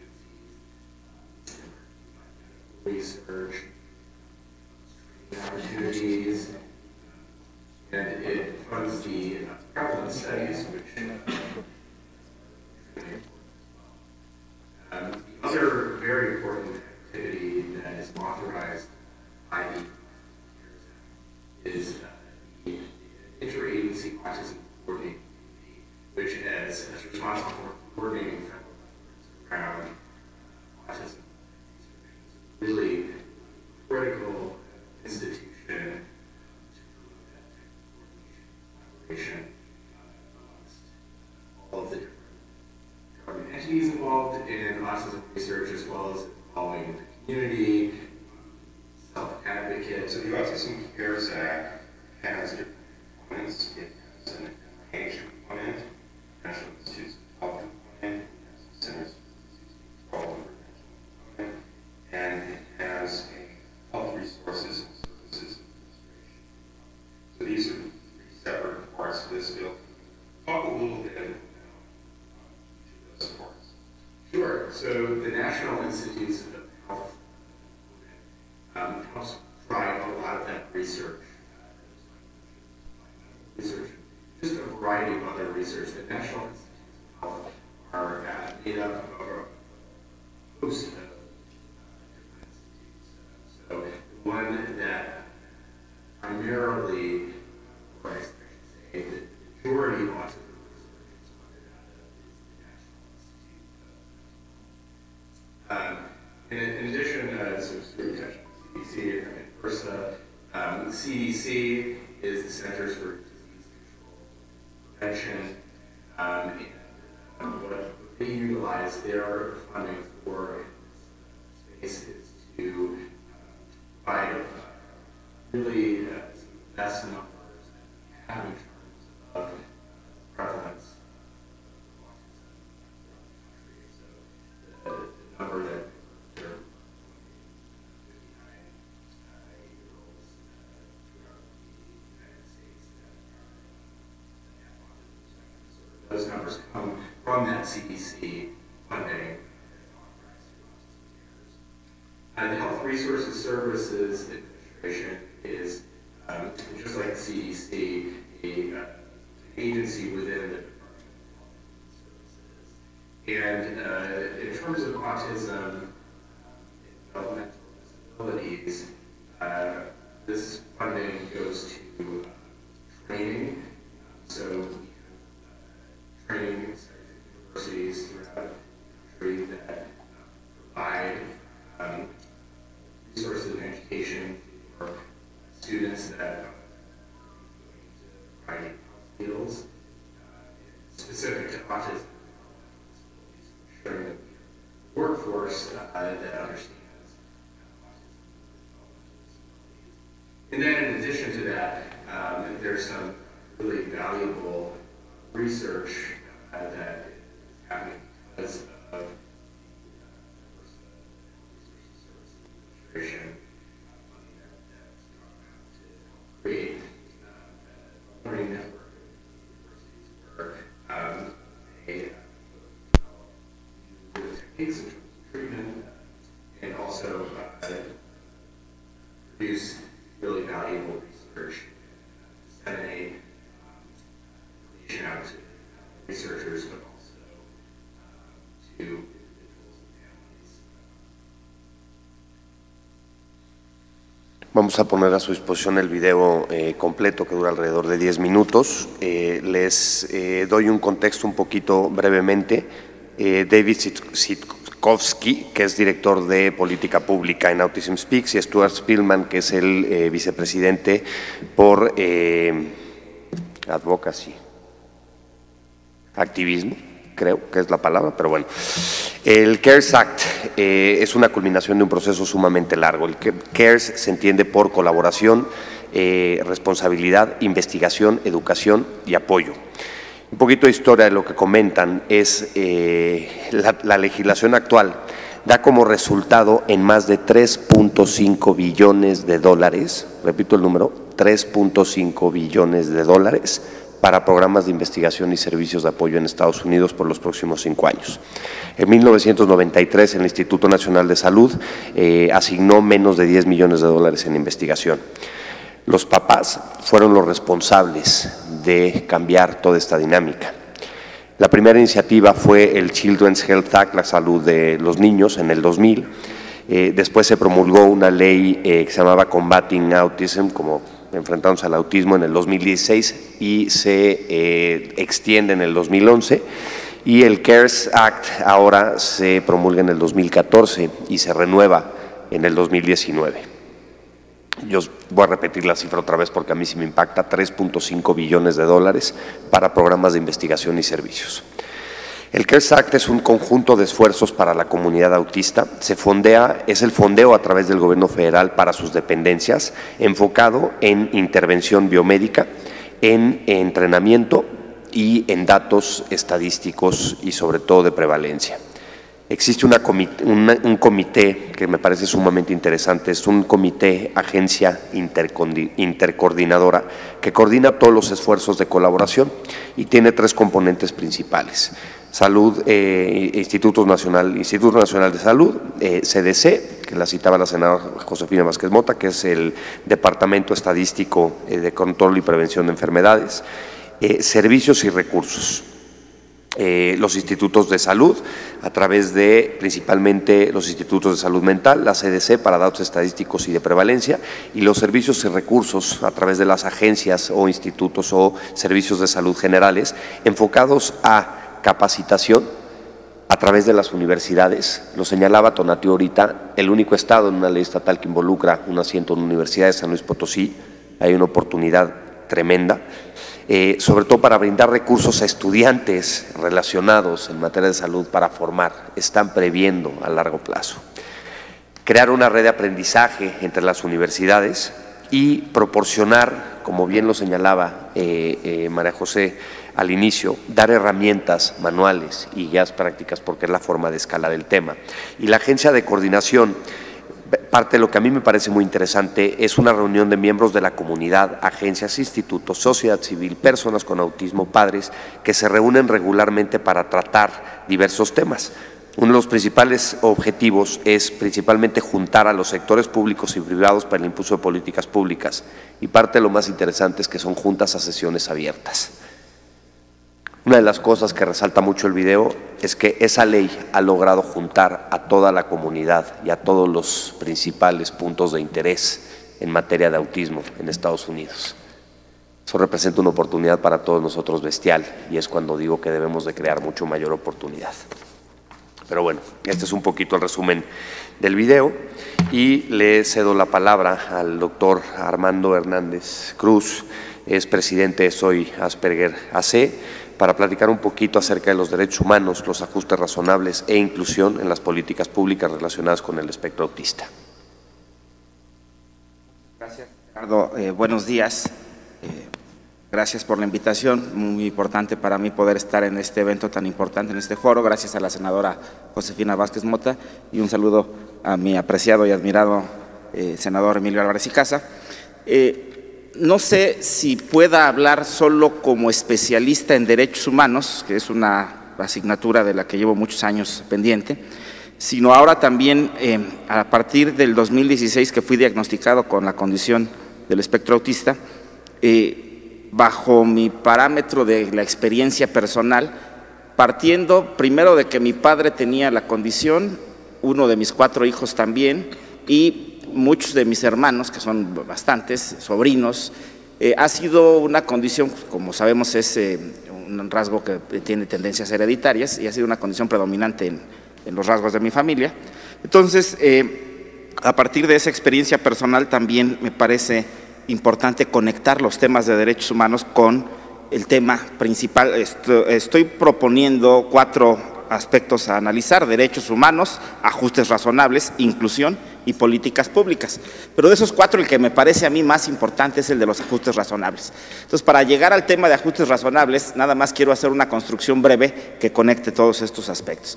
Primero, cuando hablamos de derechos humanos, estamos hablando de una gran cantidad de cosas. Todo aquello que corresponde a obligaciones que tiene el Estado frente a la sociedad, frente a la comunidad.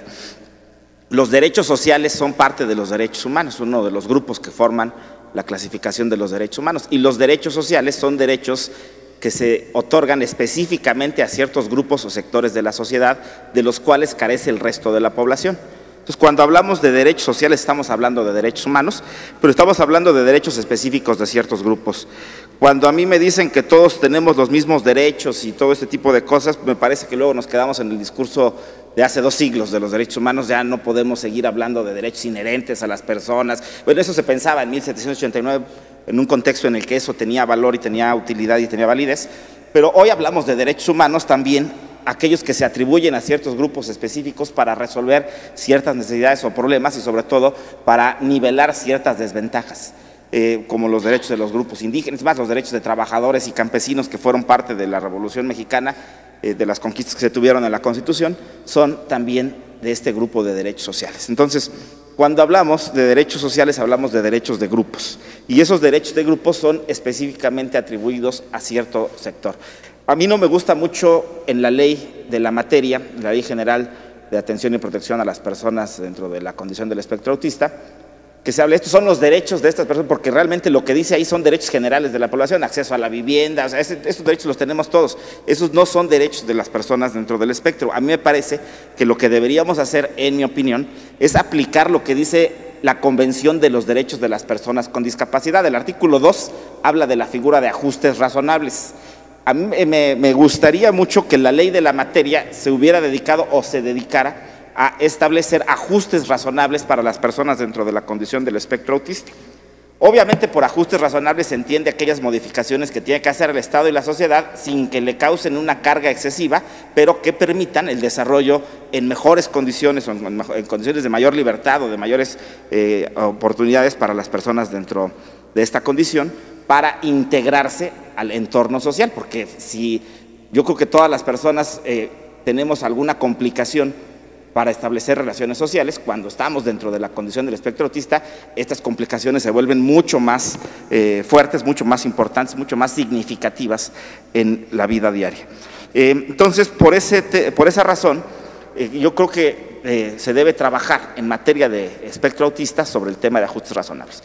Claro, también hay que reconocer que cuando hablamos de ajustes razonables, casi todo el mundo piensa de inmediato en el concepto de accesibilidad y las rampas para personas con discapacidad motriz o ese tipo de cuestiones. La accesibilidad es una cosa importante, por supuesto, en materia de ajustes razonables, aunque no es lo único, no son sinónimos. Accesibilidad es una parte de todo el entramado que pueden corresponder a los ajustes razonables.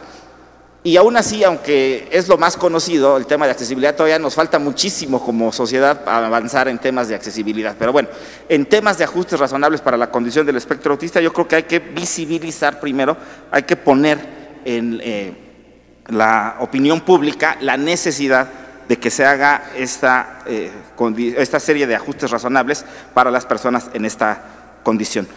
Yo creo que hemos pasado más tiempo discutiendo, y lo digo respetuosamente, sobre temas conceptuales, que si Asperger es o no es autismo, si son lo mismo, cuáles son las diferencias, o que si se dice persona con autismo o autista o condición o trastorno, o si eso no es una discapacidad, porque también se discute eso, aunque, bueno, también incluso hay casos, ya nos platicaban aquí, y la propia Corte, en el caso de Ricardo Adair, se equivoca al considerar a la condición del espectro autista como una discapacidad intelectual y no como una condición psicosocial. Pero yo creo que a final de cuentas, más allá de todas esas discusiones conceptuales, sí hay una ventaja en considerar a la condición del espectro autista como una discapacidad, además que desde mi punto de vista sí lo es una condición limitante, discapacitante en las relaciones sociales. Pero bueno, ¿por qué considero que es una ventaja? Porque precisamente al darle ese carácter, esa categoría, es aplicable la convención respectiva y por lo tanto se aplican ajustes razonables. Y estos permiten la inclusión y el desarrollo y yo diría, mi opinión es que nunca va a haber una normalización de las relaciones sociales. Me parece que es imposible esa normalización. Se dice que no es una enfermedad, pero se atiende como si lo fuera.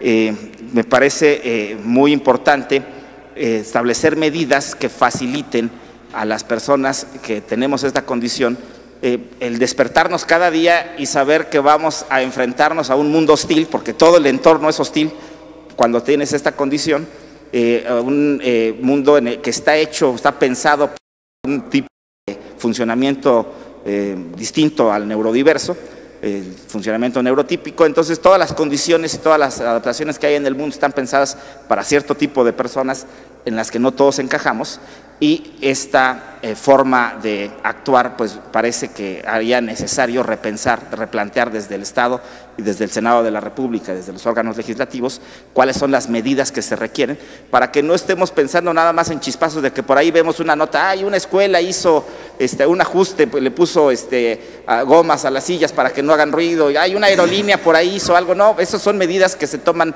de manera voluntaria a veces, pero que hay necesidad de hacerlo de manera ordenada y sistemática a través del Estado para lograr mejores resultados y que efectivamente se dé una atención especial a la condición del espectro autista y a las personas que vivimos con esta condición y le batallamos mucho todos los días. Muchas gracias.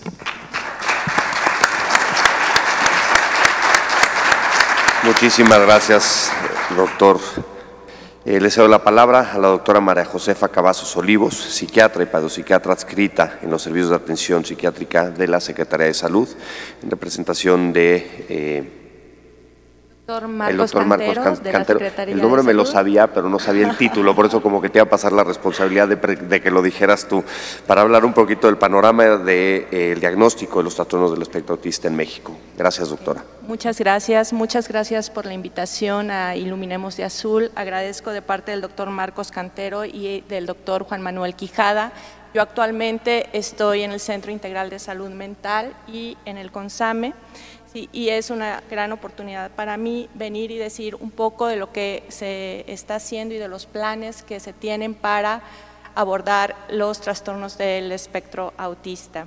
Empezaré por una breve introducción, posteriormente continuaré con la importancia que tiene la identificación temprana y después, basados en el diagnóstico realizado y coordinado por la doctora Patricia Zabaleta aquí presente, pues hablaré de los planes que existen para abordar estas líneas de necesidad en capacitación, sobre todo en médicos de primer nivel de atención.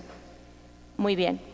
El autismo es un trastorno del neurodesarrollo que inicia en los primeros años de la vida y se manifiesta con alteraciones en la comunicación, en la interacción social y patrones restrictivos de comportamiento, intereses o actividades. Sin embargo, es una condición muy heterogénea que se presenta con diversos fenotipos, que incluye un espectro de diferencias cognitivas, de comunicación y de comportamiento, así como diferencias en la etiología y en los resultados del tratamiento.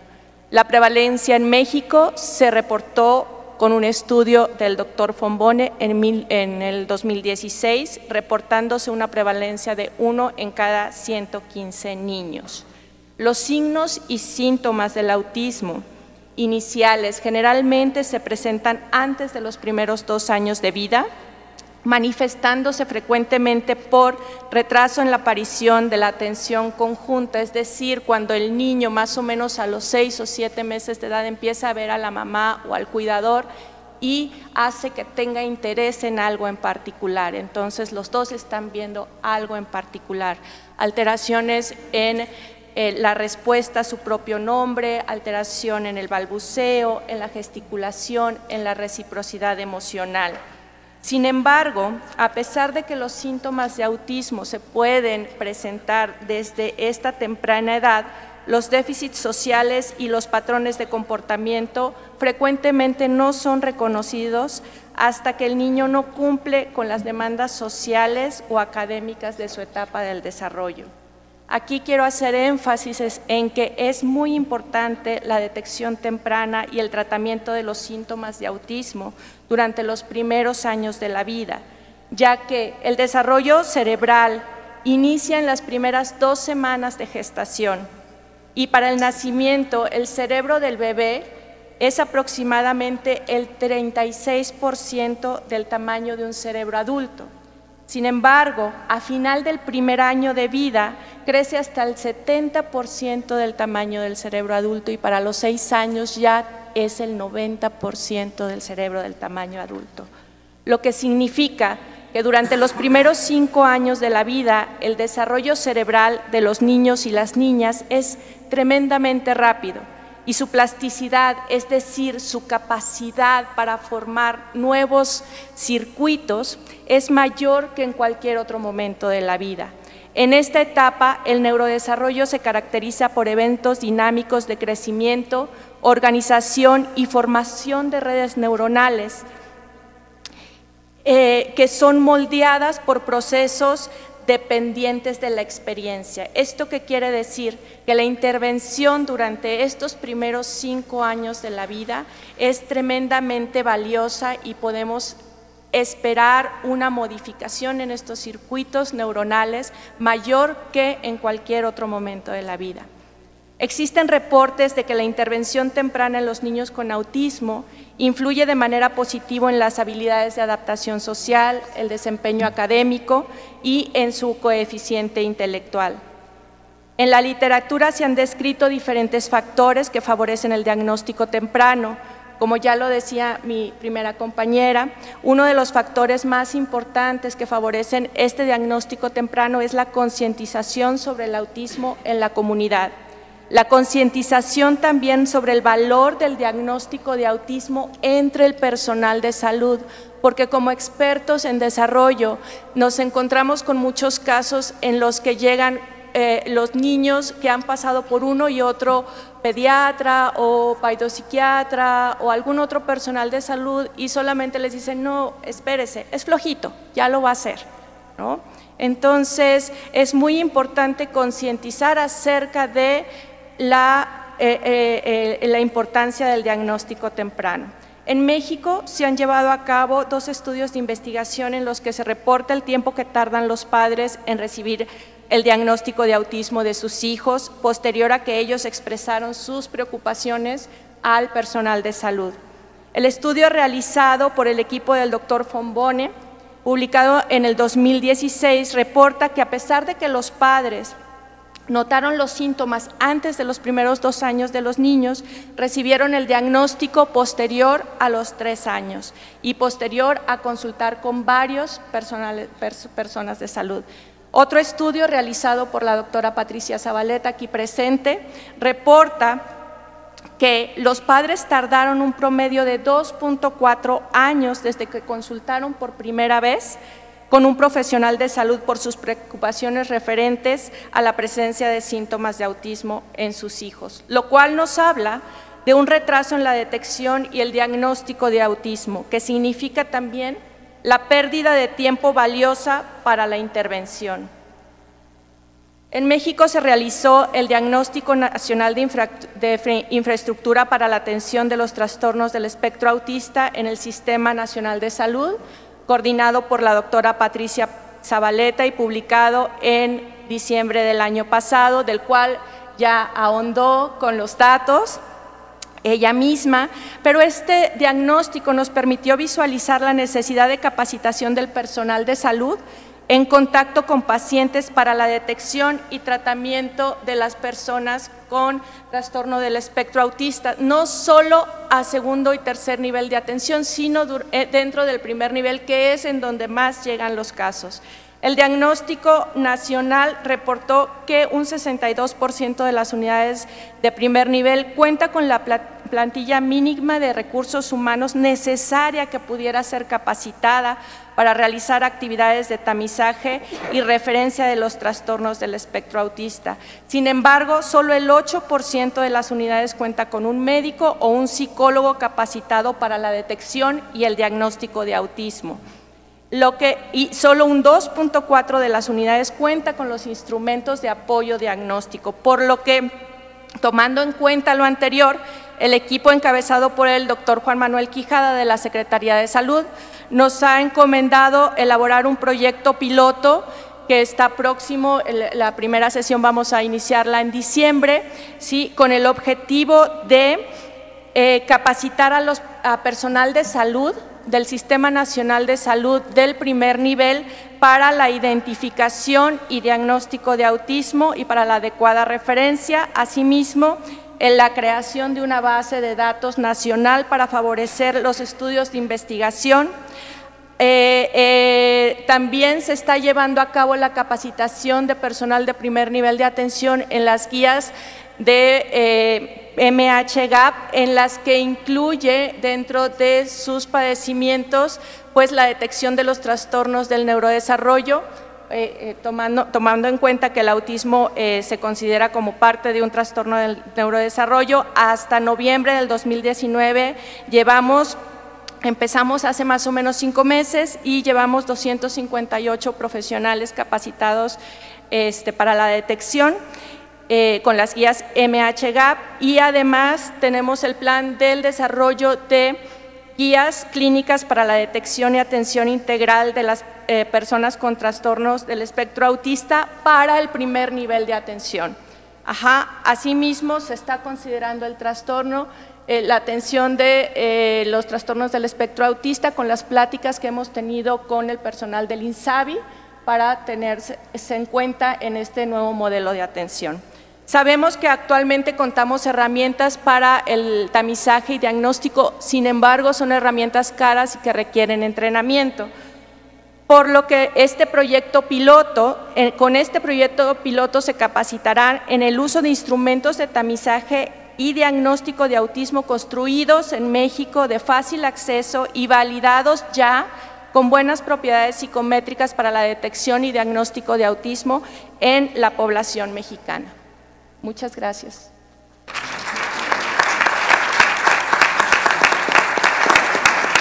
Muchísimas gracias, doctora. Gracias por su ponencia. Para agilizar un poquito los tiempos, nada más quiero compartir una reflexión porque me va a quemar. La iba a apuntar para el final, pero primera lección que yo me quedo con este primer bloque es: a veces no vemos la cantidad de personas que trabajamos en pro de la mejor calidad de vida de personas con autismo. Llevamos 9 ponencias y nos damos cuenta cómo cada quien está haciendo lo que tiene que hacer, que ese para mí es, y a lo mejor es donde me entra lo idealista, pero genera mucha esperanza. Para agilizar un poquito, porque vamos un poquito retrasados con el programa, le voy a pedir a Dara que me ayude a darles unos agradecimientos en lo que yo voy nombrando a las personas para que nos acompañen aquí arriba para